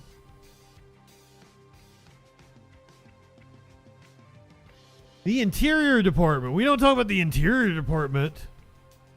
We don't talk about the Interior Department a lot on this fucking show. But we're going to. They have canceled the remaining leases for Alaska's Arctic National Wildlife Refuge. But fucking A, which unfortunately we've been in this back and forth here where like the Democratic administrations come in, cancel the leases in the Arctic,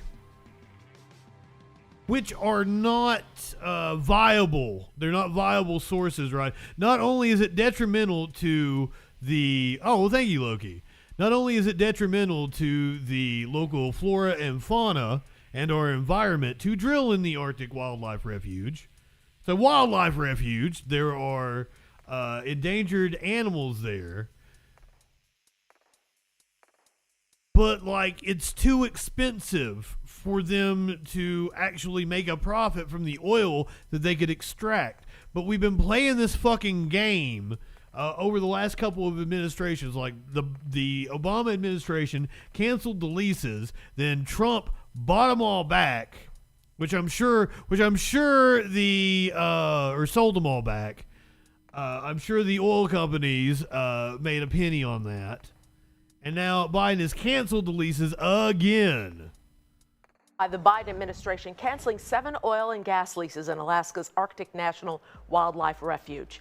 According to the New York Times, the move will protect more than 13 million acres of wilderness. Local leaders have pushed for drilling in the oil-rich area for years, but some native tribes push back, describing the area as sacred land. The oil and gas leases had been reached in the final days of the Trump administration. Biden officials argue... By local leaders, they mean fucking politicians, probably white people that have moved up there. The sale is legally flawed. Alaska's Republican governor has promised legal action. Of course. But yay, good move on the Biden administration. Not a lot of things that we get to highlight and praise them for, so when they do something worth praising, I'm down for it. Come on, man. Remember, we are on Biden dies of COVID watch. Biden dies of COVID watch. Jill currently recovering from COVID. Biden dies of COVID watch. Sorry if that was a little loud. I can't hear it.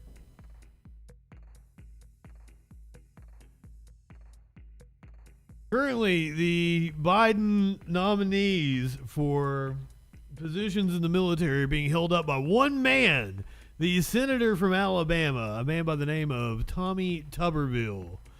Senator Tommy Tuberville says he's worried about sailors reciting poetry on ships. I saw somebody fucking tweeted out that, like, apparently General Patton wrote like a whole fucking poem or some shit before, like, he commanded troops in World War II. The Alabama senator tried to defend his widely criticized blocking of military promotions with anti-woke blather. Up yours, woke moralists. We'll see who cancels who. Oh, come on. Let me have the clip. Is the clip in here? Please tell me the clip is here. There's no second place in war, okay? We have to have the best. And right now, we are so woke in the military, we're losing recruits right and left. Secretary Del Toro over the Navy, he needs to get to building ships. He needs to get to recruiting, and he needs to get wokeness out of our Navy. We've got people doing poems on aircraft carriers. Wait, whoa, hold on. First of all, he's not the Secretary of the Navy, I don't believe. He's acting Secretary because of you. We're losing recruits right and left. Secretary Del Toro over the Navy, he needs to get to building ships. He needs to get to recruiting, and he needs to get wokeness out of our Navy. We've got people doing poems on aircraft carriers over the loudspeaker. It is absolutely insane of the direction that we're headed in our military, and we're headed downhill, not uphill. Could we? There's no second place in war.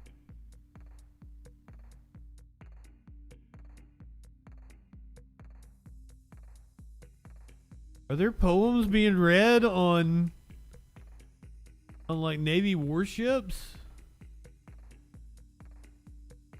Tuberville did not specify the instance of Navy personnel reciting poetry on a ship, but was likely referring to a spoken word event on the USS Gerald Ford hosted by the Gay, Lesbian, and Supporting Sailors Association in November.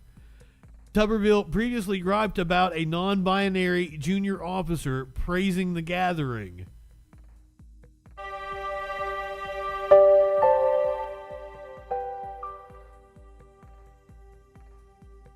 Tonight was a collaboration between Suicide Prevention and GLAS to do a spoken word event. For spoken word, there's poetry acts, skits, and also any form of verbal and nonverbal showman of, love, gratitude. Gratitude. Being grateful for everything that we have here. So yes, we're stuck on a ship, but we are grateful to have friends, family, partners, co-workers to be there for us. Of course he never watched Star Trek. When I spoke out to my heart. I sent out my messages to all the sailors and all the people who have gone before me that served for the country. It was about suicide prevention. That's what's truly disgusting. Is this motherfucker is going, we got the gays reading poetry over the loudspeaker. It was about it was an event for suicide prevention, which is a huge problem with veterans. In case you didn't know, Tommy Tuberville. I said thank you to America for being the land. And yeah, like 10 to 20 people, maybe. I thank God every day that maybe there were 30 or 40. I get to be who I am. Don't be afraid to speak up. Don't be afraid to speak what's wrong with you. We actually do care. And when people say what's wrong, maybe 50, 60. It's a pretty good crowd. Yeah, it's in the rec room after hours. An event to bring awareness to suicide prevention. Well, that's wokeness. We can't have that. What a piece of shit Tommy Tuberville is. Up yours, woke moralists. We'll see who I'm torn who. because, like, on the one hand, fuck the military. I really don't give a shit. But on the other hand, like, there are people who believe that he might be trying to keep those positions open so Trump can name them. should Trump become president again. So that's not cool. But also, like, if we're going to send soldiers out to war and put them in war zones, take fucking care of them. Don't let them come back broken people without any support. That's horrible. If you are willing to put your life on the line for the country, now, debatable whether you actually put your life on the line for the fucking country. But if you are going to theoretically do that, then you should be taken care of by this country. And it's disgusting that we don't. It's disgusting the way politicians virtue signal about the troops, but then actually don't take care of them, as we learned with Jon Stewart and the burn pits.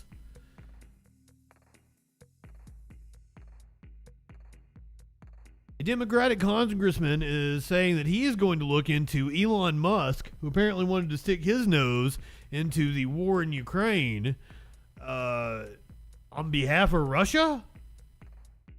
Moving now to the topic of the war in Ukraine. Today, Secretary of State Antony Blinken, he was pressed about these reports. Elon Musk refused to provide Starlink access to the Ukrainian military for their operations against Russia. Let's take a listen to the exchange. Musk says he was reportedly afraid that Russia would retaliate with nuclear weapons. Musk says that's based on his private discussions he had with senior Russian officials. Are you concerned that Musk is apparently conducting his own diplomatic outreach to the Russian government? Really, none of this concerns you? Jake, I can't speak to conversations that may or may not have happened. I don't know. I'm focused on the fact that the technology itself, Starlink, has been really important to the Ukrainians. Well, to Blinken's point, it certainly has. It has been really the crux of a lot of the Ukrainian military operations. And then Musk gets involved, allegedly, by this one particular approach, one operation. What do you make of that? And should Elon Musk face some sort of repercussions? Well, Alex, here's what's happening. This is a broader challenge that we're facing as a country right now. Space is becoming heavily commercialized, right? It used to be the domain of governments, but clearly private companies are bigger and bigger players launching these satellite constellations that are critical for our communications, and that trend continues. And, you know, oh, God, look at that stupid fuck. Continue to he makes me so mad. This stupid fucking dancing. Move more towards the private sector. And there are some benefits there, and that a lot of innovation, a lot of incredible technology. Did anyone see what his fucking kids' names are? Holy shit.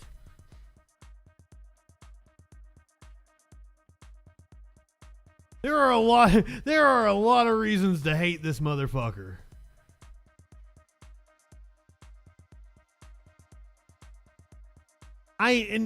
He had another kid with Grimes? What in the... I thought Grimes was done with him. I thought Grimes was done with this dude because he's a raging transphobe and a piece of shit.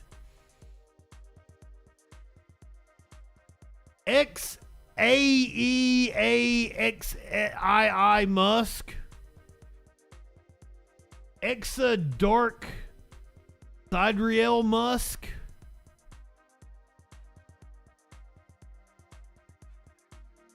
And then the newest one. This is the newest one. Techno Mechanicus. Techno Mechanicus.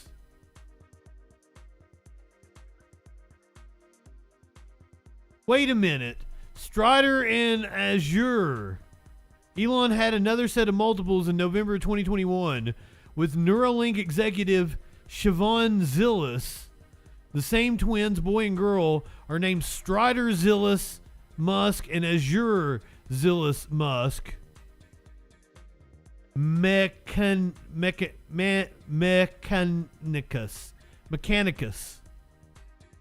Techno Mechanicus. Techno Mechanicus.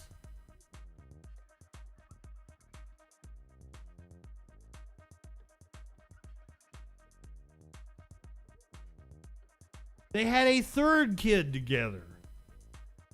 The second one, he wasn't even like, wasn't she artificially inseminated or some shit? Like, I want to say like they were like, she had a test tube baby or something. I don't fucking know, because I don't keep up with like celebrity gossip. But also like, I can't get away from the motherfucker. He made me follow him on Twitter.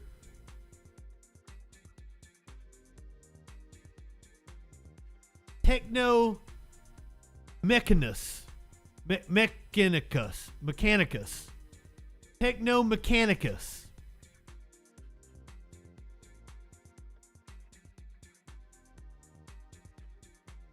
Oh, yeah, that's right.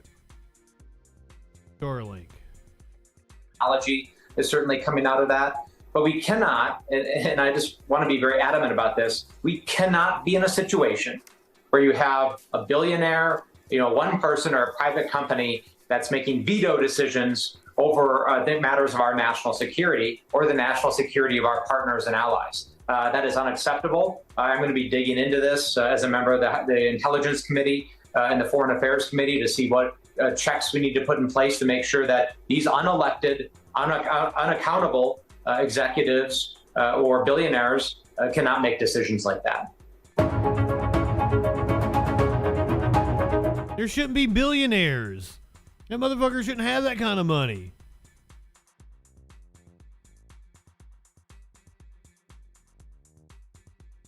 I didn't see what he was in. Like, he shut off Starlink to like stop Ukrainian like drone missions or some shit.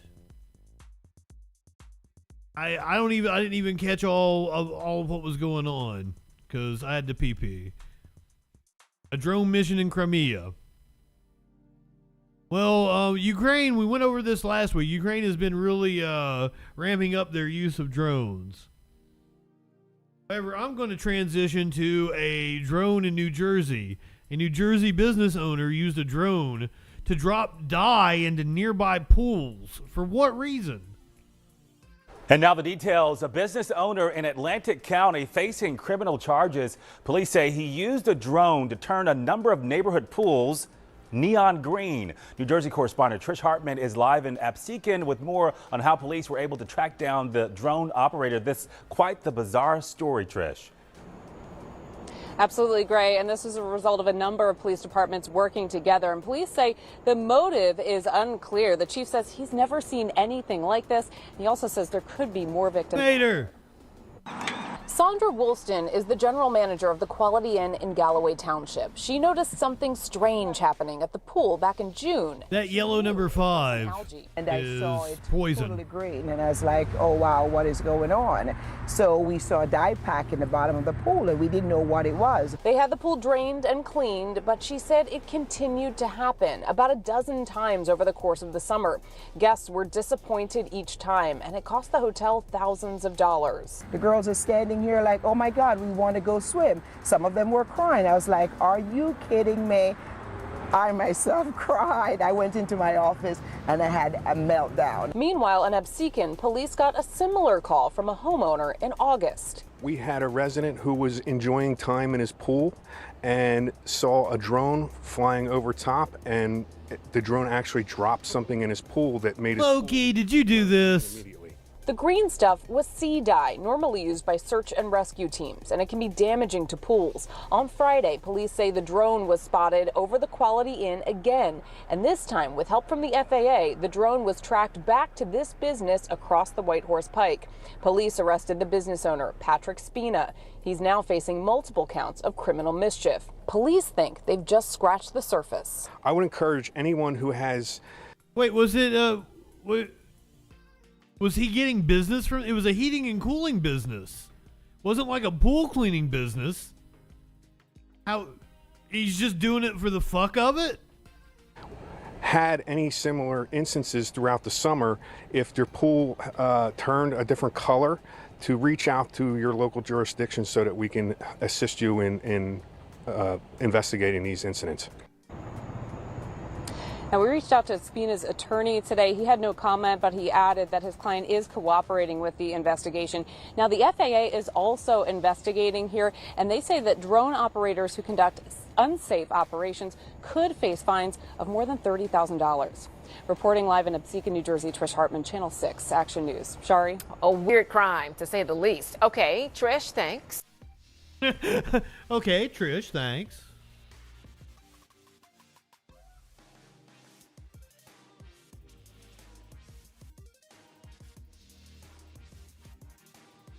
Let's get our update on the continuing manhunt in Pennsylvania.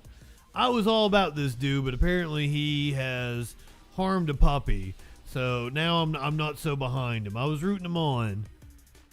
I said it last week. I was all about it as long as he didn't hurt anybody.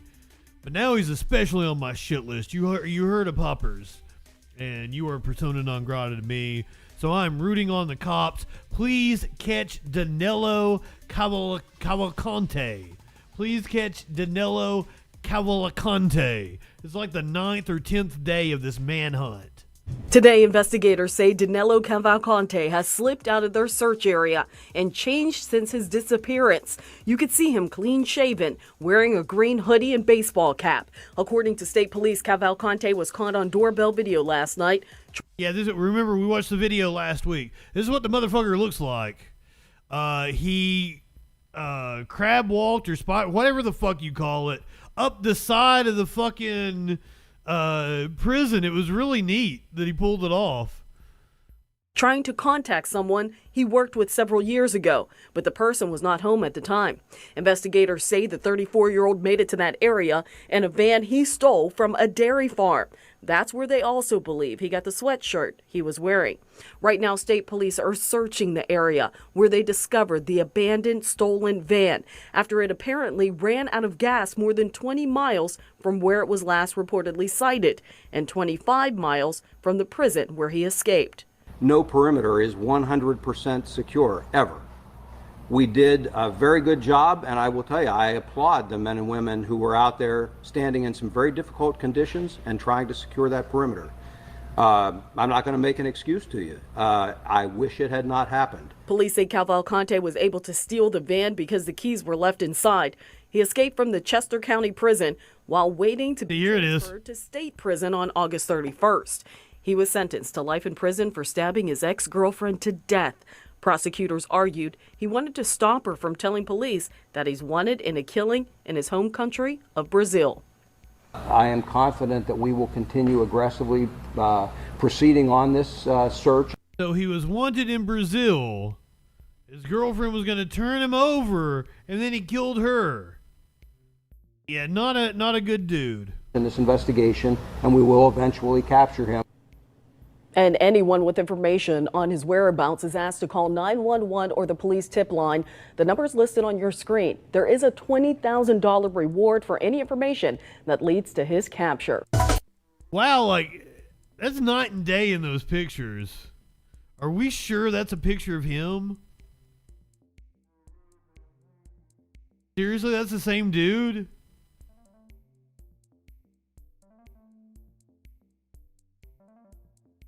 I have like face blindness or something. I don't fucking know.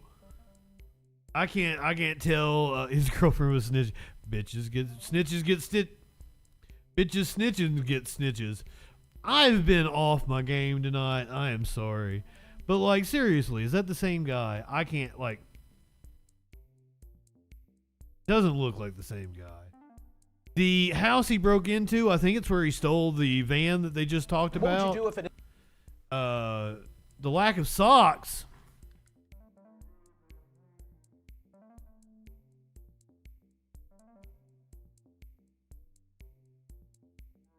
Socks.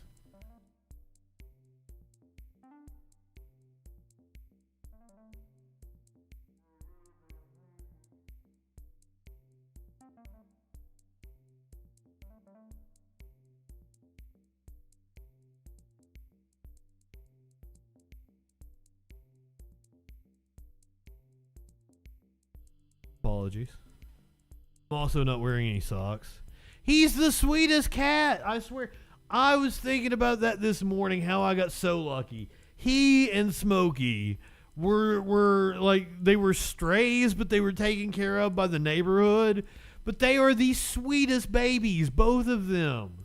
I couldn't ask for, like, I was cuddling both of them this morning. Like, I woke up, Smokey's like a small spoon of me, and then Socks, like, he sleeps in this chair, but I pull it over to the couch, and, like, Socks, like, wraps himself around my arm and shit. Like, I love these two kitties. They were gonna go to the shelter if I hadn't taken them in, and they had fleas, they had ear mites. I'm so glad I found you guys. I've had Socks and Smokey for 7 years now. 8 years? 2016, whatever that would be. And Maynard I've had for 4 years. And Maynard has, since we moved into this apartment, Maynard has, like, changed completely. Like, he lays in my lap, like, almost daily. It is very rare that he doesn't get up. Like, he don't stay very long. But, like, that's not something he did before. Like, he comes in here and he visits and shit. He's mainly in there. That's, like, his room.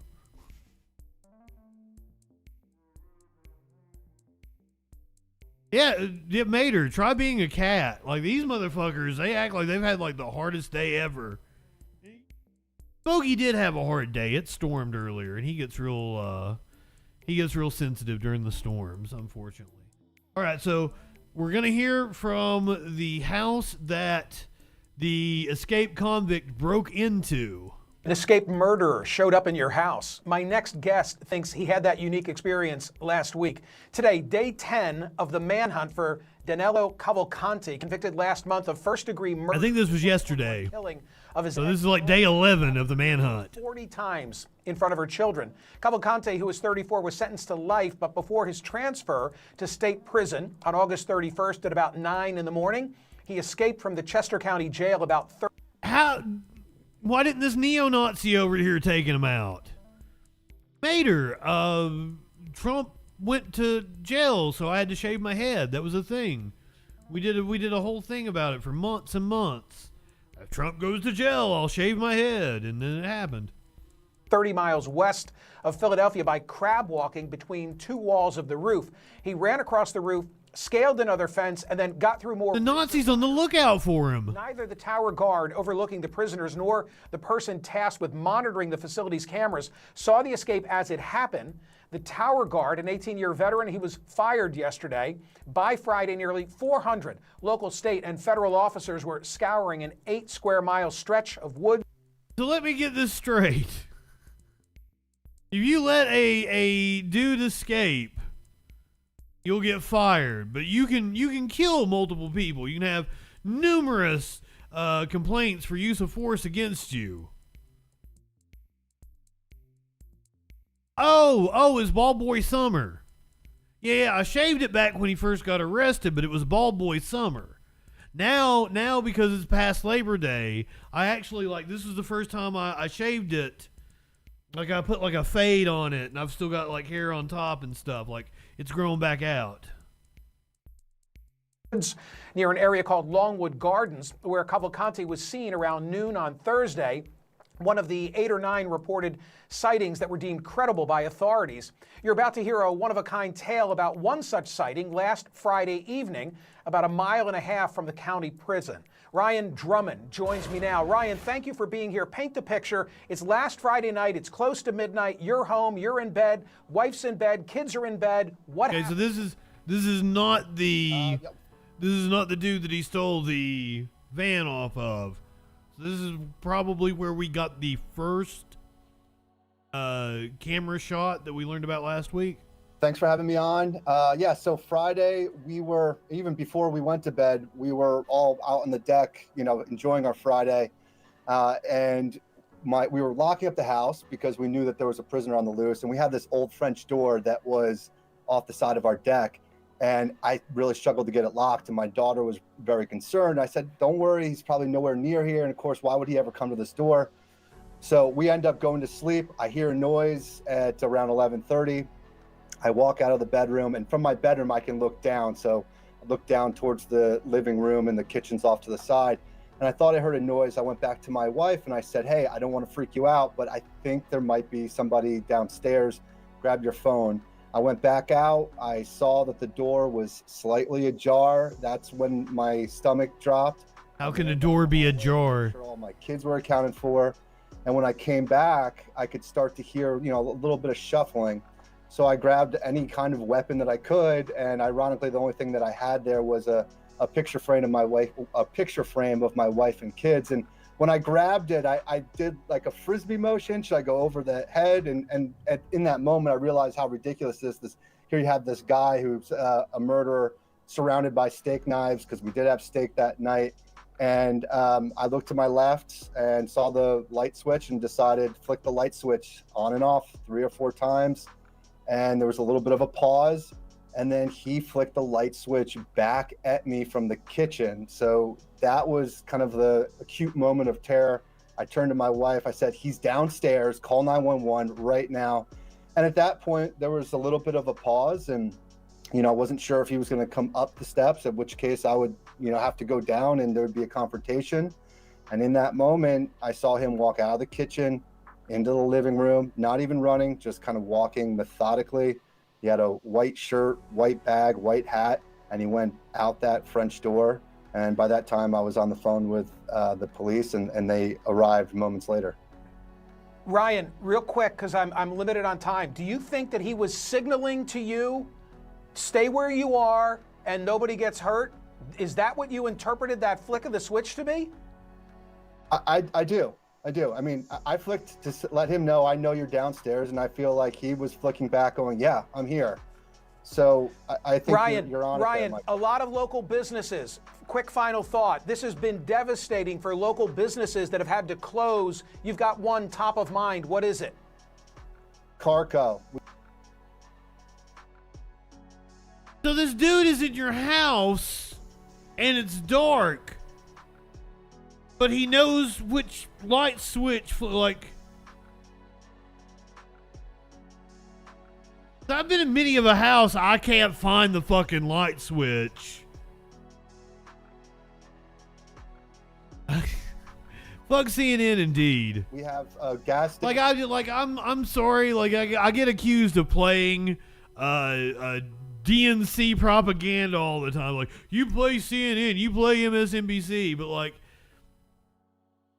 they had the interview with the dude with the escapee, and then earlier, MSNBC had the interview with Lindsey Graham. The CNN had the sheriff. I'm going for the people. I'm going for the sound bites and everything. It's not necessarily that I'm watching it because it's CNN. Convenience store. There's not a lot around here, so he stayed open. He supported the cops. He's given them Gatorades, let them use the air conditioning as refuge, and he's lost, at this point, 9 days of customers. And I feel for the guy. And anybody local, hope they can support him. Good message. What a hell of a story. Thank you for being here to tell it. We appreciate it. Michael Schmear Cornish.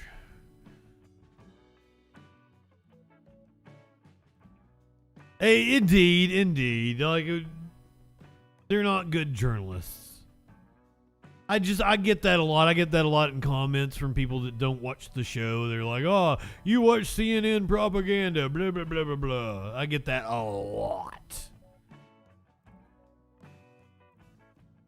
But usually when we're watching a CNN, we're not watching a political commentator on CNN give their opinion. We're watching CNN interview somebody that I find, pertinent. Coffee City, Texas, I believe this is. Coffee City, Texas. Which sounds awesome. I fucking love coffee. I'd love to go to Coffee City. Coffee City, Texas. But maybe you don't want to go to Coffee City because it sounds like their local government is fucking corrupt as shit. U11 investigates uncovered questionable hiring practices in a small town police department with 50 officers for 250 people. Last night, we told you how the police chief was suspended for 30 days. Tonight, there is new reaction from the mayor of Coffee City, who is talking for the very first time. Investigative reporter Jeremy Rogowski tells us what he had to say and the changes the mayor says are on the way. 50 officers for a town of 250 people. It's a ratio of 1 to 5. I want teachers to have a 1-on-5 ratio in a classroom, not fucking 1 to 5 with goddamn cops. Hey. Mayor Jeff Blackstone declined our repeated requests for an on-camera interview, but he did sit down with our sister station in Tyler. The mayor concedes he was unaware of many of the issues we uncovered. My first reaction was just kind of shocked. Mayor Blackstone says he had no idea more than half of the 50 officers on the Coffee City Police Department had been suspended, demoted, terminated, or dishonorably discharged from previous law enforcement jobs, some even criminally charged. The mayor and all the current city council members took office after John J. Portillo was hired as police chief. So the mayor says they were unaware of what we uncovered on Portillo's job application, that he failed to list an active DWI charge out of Florida. I was not pleased whenever I heard the allegations, because if they are true, then that looks really bad. So we just have to... So a criminal cop found a small city to hire him and then decided to bring all his other criminal cop buddies in. Wow. Make sure that we get to the bottom of all of this. The mayor says while Chief Portillo is on a 30-day paid suspension, Coffee City will investigate Paid suspension the issues internally, as well as hiring an independent investigation firm. The scope of that probe will include the department's warrant officers, who we found didn't even work in Coffee City, but rather stayed home in Houston on the phone trying to collect outstanding traffic fines. We weren't really fully aware of how it was operating, and that was all kind of brought to light as well through this story. Going forward, the mayor says all police applications will be reviewed by the entire city council before any officer is hired. His goal, rebuilding the reputation of his town's police force and public trust. These are allegations that we can't just turn a blind eye to. The mayor also says Coffee City is asking the Texas Commission on Law Enforcement, or TCO, for assistance with information. That agency already has an open investigation into the department. Jeremy Rogowski, KHOU 11 investigates. Here in Coffee City, we like our mayors black. I'm just shocked, I tell you, shocked. Cops just think they can get fucking away with anything.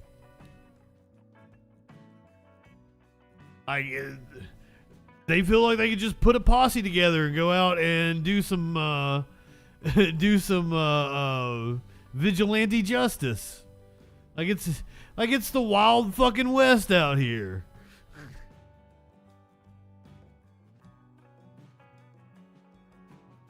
We are indeed going to Wyoming. Where the deer and the antelope play or some shit like that. I don't know. Wyoming Sheriff Brian Kozak gathers Wild West posse of volunteers to round up smash and grab thieves ahead of holiday shopping season. Sheriff Brian Kozak said that as crime increases across Wyoming, there's like 500,000 people in Wyoming, in the entire fucking state. I looked this up not that long ago. There is a perception that criminals won't get caught or prosecuted. To tackle rising crime, Kozak gathered a Wild West-style posse of volunteers dressed in uniform and cowboy hats.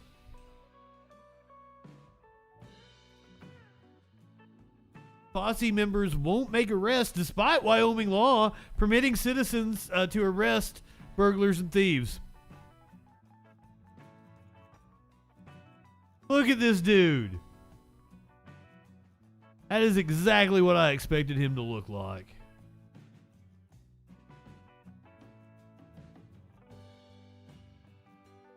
My God. We don't have any video though, do we?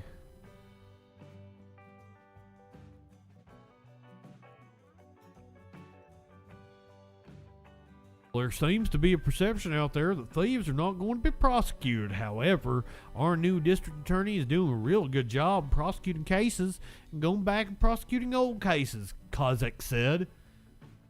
Like, he sounds like he should be like a Russian citizen swearing allegiance to the Soviet Union, Kozak.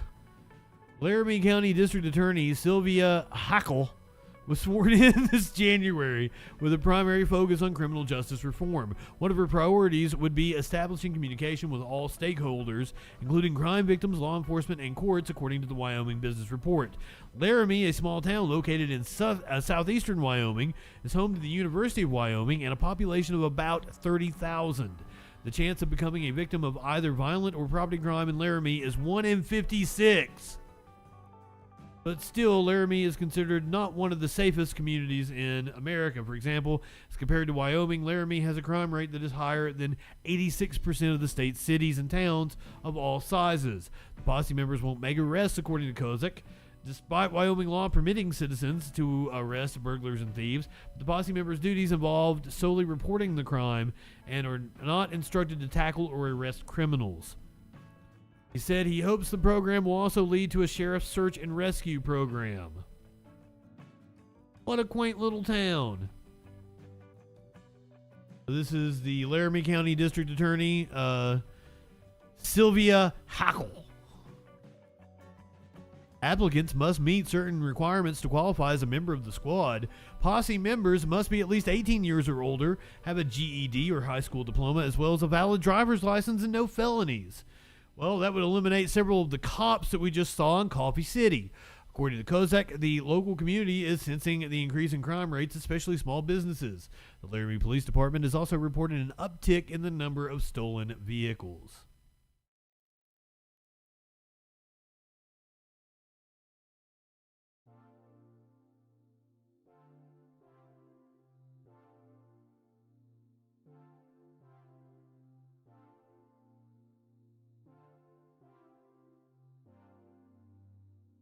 I never watched that 70s show.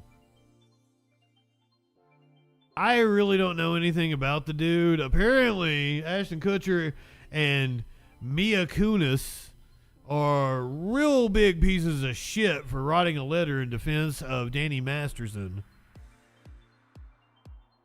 who has now been sentenced to 30 years to life in prison. I want to point out the thing that really stunned me when I was putting the show together and I saw the thumbnail of this video. I knew the man to Masterson's left, right of your screen. His name is Tom Mesereau. He defended Michael Jackson in his 2005 criminal case.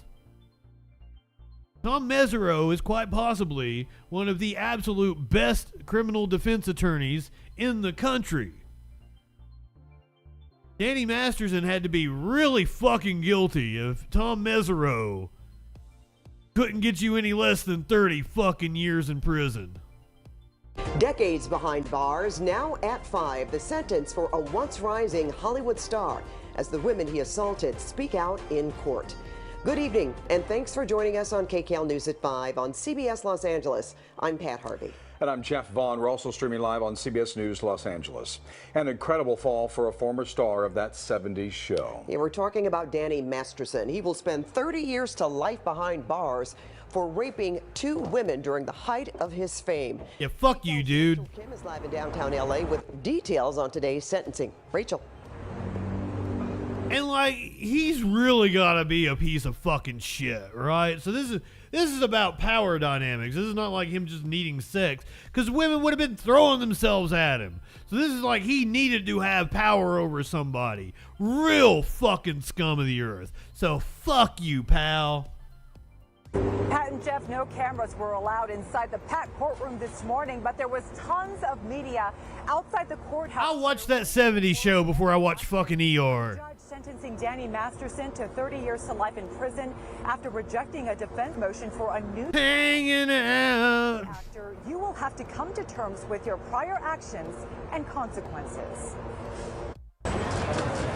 Hand in hand, the two women actor Danny Masterson was convicted of raping walked out of the criminal courts building victorious. They were committed to making sure that justice gets served, and today they got it. Today, LA Superior Court Judge Charlene Olmedo sentenced the 47-year-old actor to 30 years to life in prison for the rapes of two women at his Hollywood area home in 2003 when he was at the height of his fame on the sitcom That 70s Show. Before sentencing, the judge heard impact statements from the victims. One woman said, "When you raped me, you stole from me. That's what rape is, a theft of the spirit. You are pathetic, disturbed, and completely violent. The world is better off with you in prison." Fuck yeah. The other woman Masterson was found guilty of raping said, "He has not shown an ounce of remorse for the pain he caused. I am so sorry and I'm so upset. I wish I'd reported him sooner to the police." They have been together in this fight for some time. Deputy District Attorney Reinhold Mueller prosecuted the case and praised the women for their courage. He was also thankful to the jury. They were able to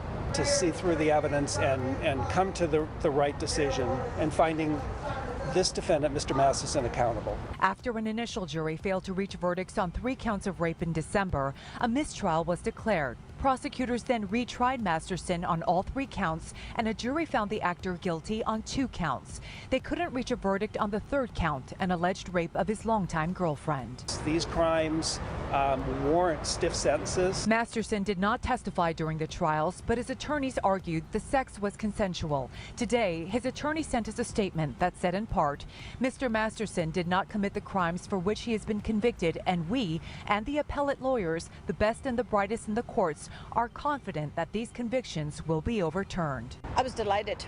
Absolutely delighted. Kathy Jenkins testified for the prosecution. She said she was raped by Masterson in 2000 at a party while working on a film in Toronto. I was offered a drink, and I, unfortunately, against all of his teachings, accepted it. And before I know it, I was in a bedroom being raped. Jenkins said she came forward after. And that's what all these fucking asshole scumbags do. The dude from fucking Rammstein. That one really fucking hurts. I didn't want him to be a piece of shit, but he absolutely is. And that's what he was doing. Fucking could have any fucking groupie he wanted, but no. You gotta fucking, and they were young girls, and he was fucking slipping shit in their drink and raping them. Fuck off. Tones, good evening. This is infuriating. After hearing about other victims, she wanted the chance to make a victim impact statement today. I would have liked him to have known how it affected me, like personally. But at the end of the day, he is where he belongs, and karma comes around. It took long enough. Prosecutors alleged Masterson used his prominence in the Church of Scientology to avoid. There was a storm. Just as soon as I came on, it started storming, Tones. So I was like, let me shut it down. Because I've lost some equipment to lightning strikes in the past. So I am overly cautious. Mainly because, lose a piece on this computer and, my livelihood goes down the drain. I probably should get a backup computer. I was thinking that earlier today. I need backup parts, backup computer.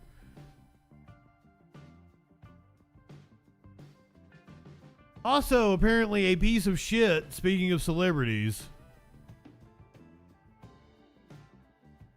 Tones, we did a story about this town in Texas where it had 250 people, and the police chief or commissioner, whatever his fucking title was, he had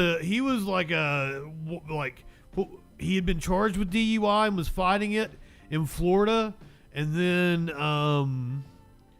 Mater, I just have so many other things that I want to watch before fucking ER, man. Seriously, I have a million things on my list, and ER is not one. I think Barry is one of the most brilliant shows I've ever watched on television, and I've still not seen the last 2 seasons of it. I think BoJack Horseman is fucking amazing, and I haven't seen the last season of it. I watched all of 30 Rock, and I haven't seen the last season of 30 Rock. There is so much fucking shit I need to watch before I would ever think about watching ER. I'm sorry.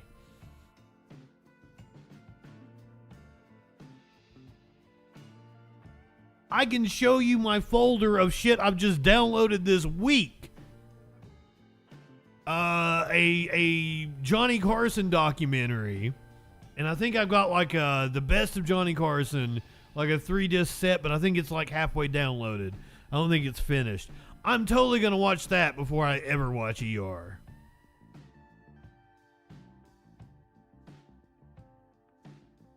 Ooh, I might watch the Barbie movie. I've still not watched the Mario movie. I would like to watch the Mario movie.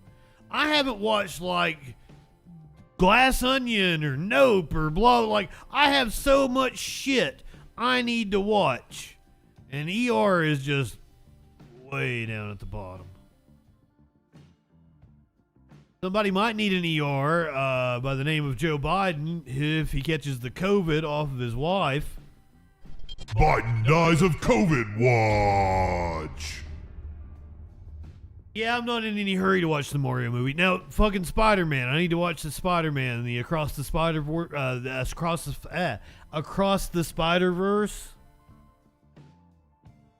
Cannot wait to watch that one, but I don't think it's up online yet. Because I loved Into the Spider-Verse. Very good, very good. Also, Mater, I've got so many goddamn video games that I need to play that are far more important than ER. By the way, I have finished Ni no Kuni. I beat it this week. Mater, you could have watched my Labor Day special, which was fucking awesome. I might be the most proud of that Labor Day show of any of the shows I produced recently. I think I did a fantastic job on Labor Day. Somebody who does not do a fantastic job with his workforce is Jimmy Fallon. I'm the most proud boy.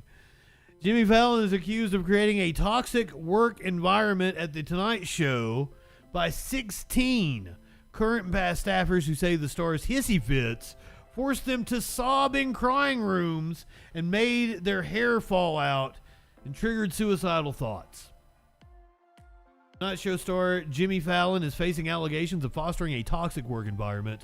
Claims emerged from 16 current and former employees about a series of issues. They allege that Fallon's outbursts and inconsistent mood swings trickled down to other bosses. A network source says the accusations regarding Fallon's behavior are historic and everyone has moved on since then.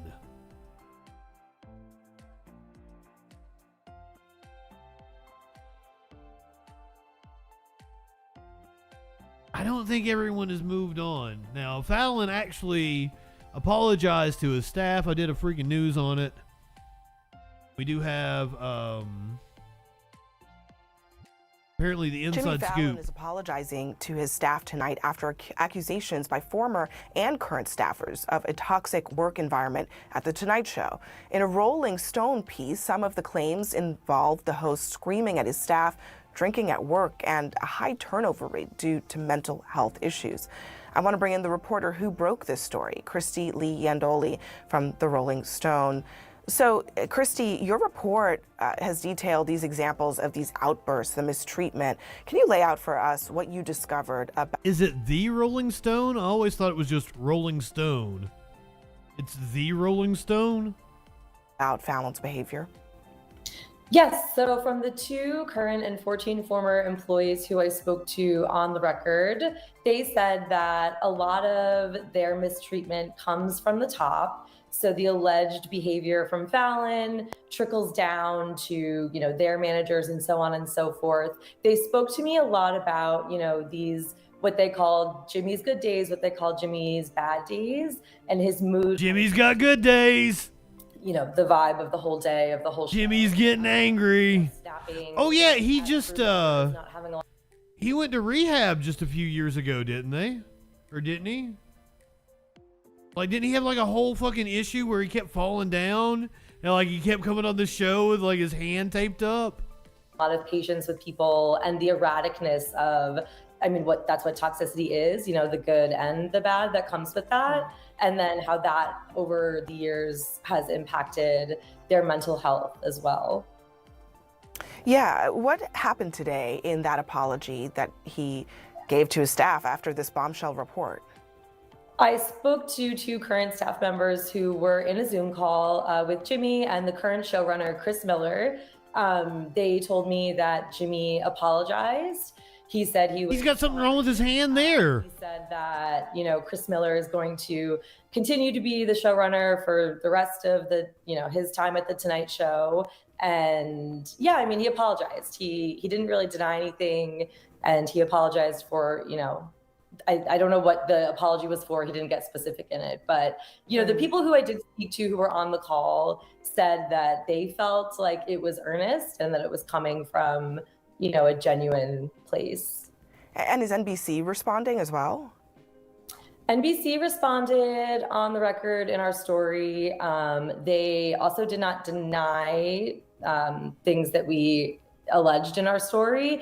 They did acknowledge that in the past, employees had made complaints to HR and that they took proper action. So they did respond in that way, yes.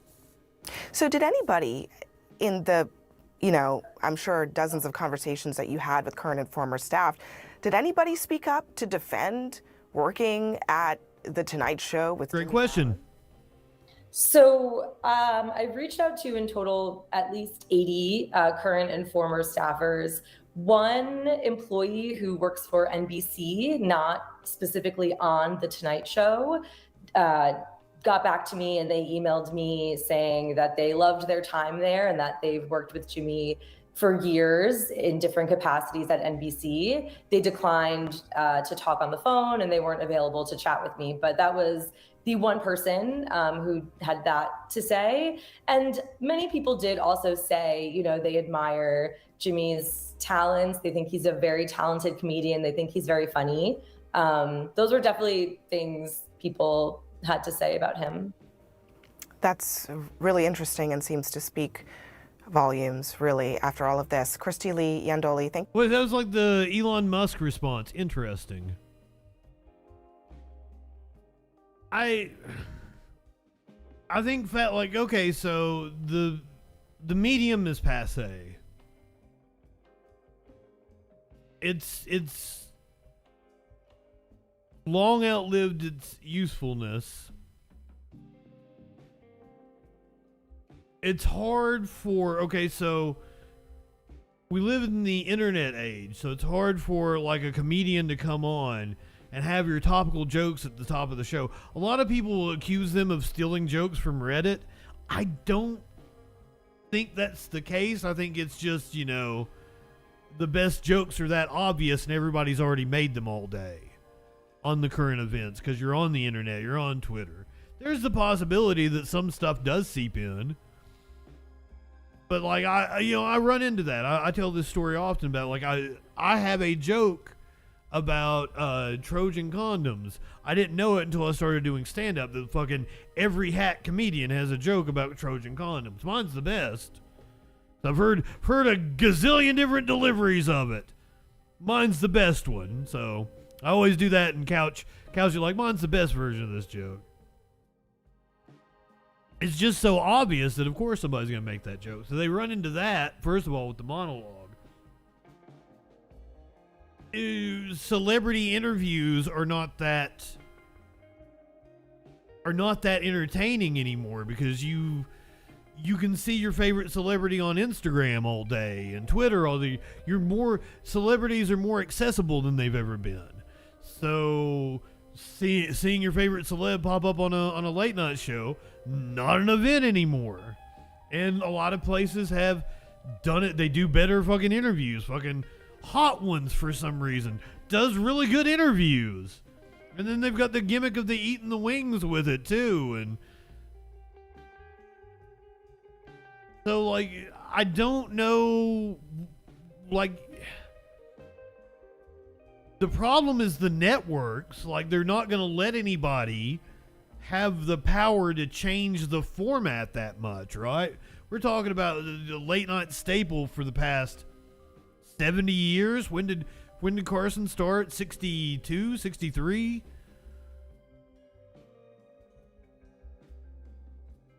So you've got to produce something that is commercially viable, and Jimmy Fallon especially, right? So NBC, they're not as willing to take chances as, say, CBS was, because the Tonight Show's this institution and shit.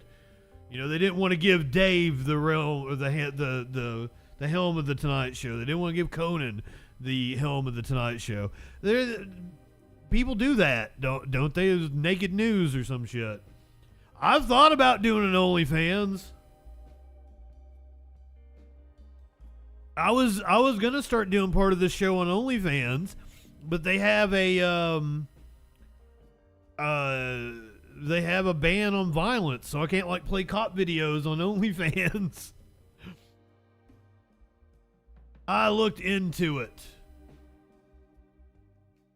The show got completely out of whack tonight because I ended up playing the Trump.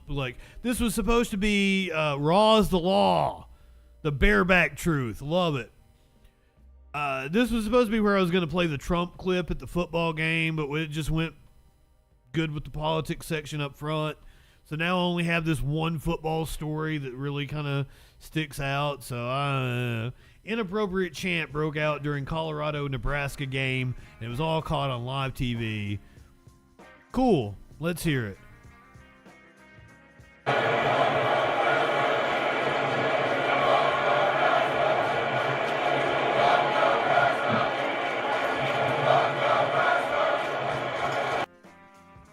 They're chanting "fuck Nebraska." I guess it's a rivalry with Colorado and Nebraska or something.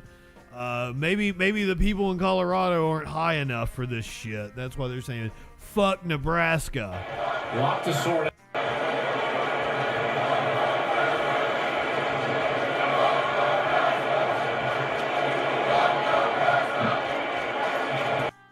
See, it just seems out of place without the clip from Trump and everything. Exactly, man. But it was supposed to be just an aside after, and Trump got cheered or Trump got booed and blah blah blah. Yeah. Not on my game tonight. I tried. I put forward an effort for you. So it takes a little bit to get used to the controls. It's not intuitive because this is back before controls became standardized. It's not intuitive, or the name of it's probably native. It's horrible of me to make fun of it the way I am. It's I thought this dude was Bobby Lashley that was with Trump. Will Ahmet. It's all right to have a little fun before you hit the sack. I'm JustinFREAKIN. We'll see you tomorrow.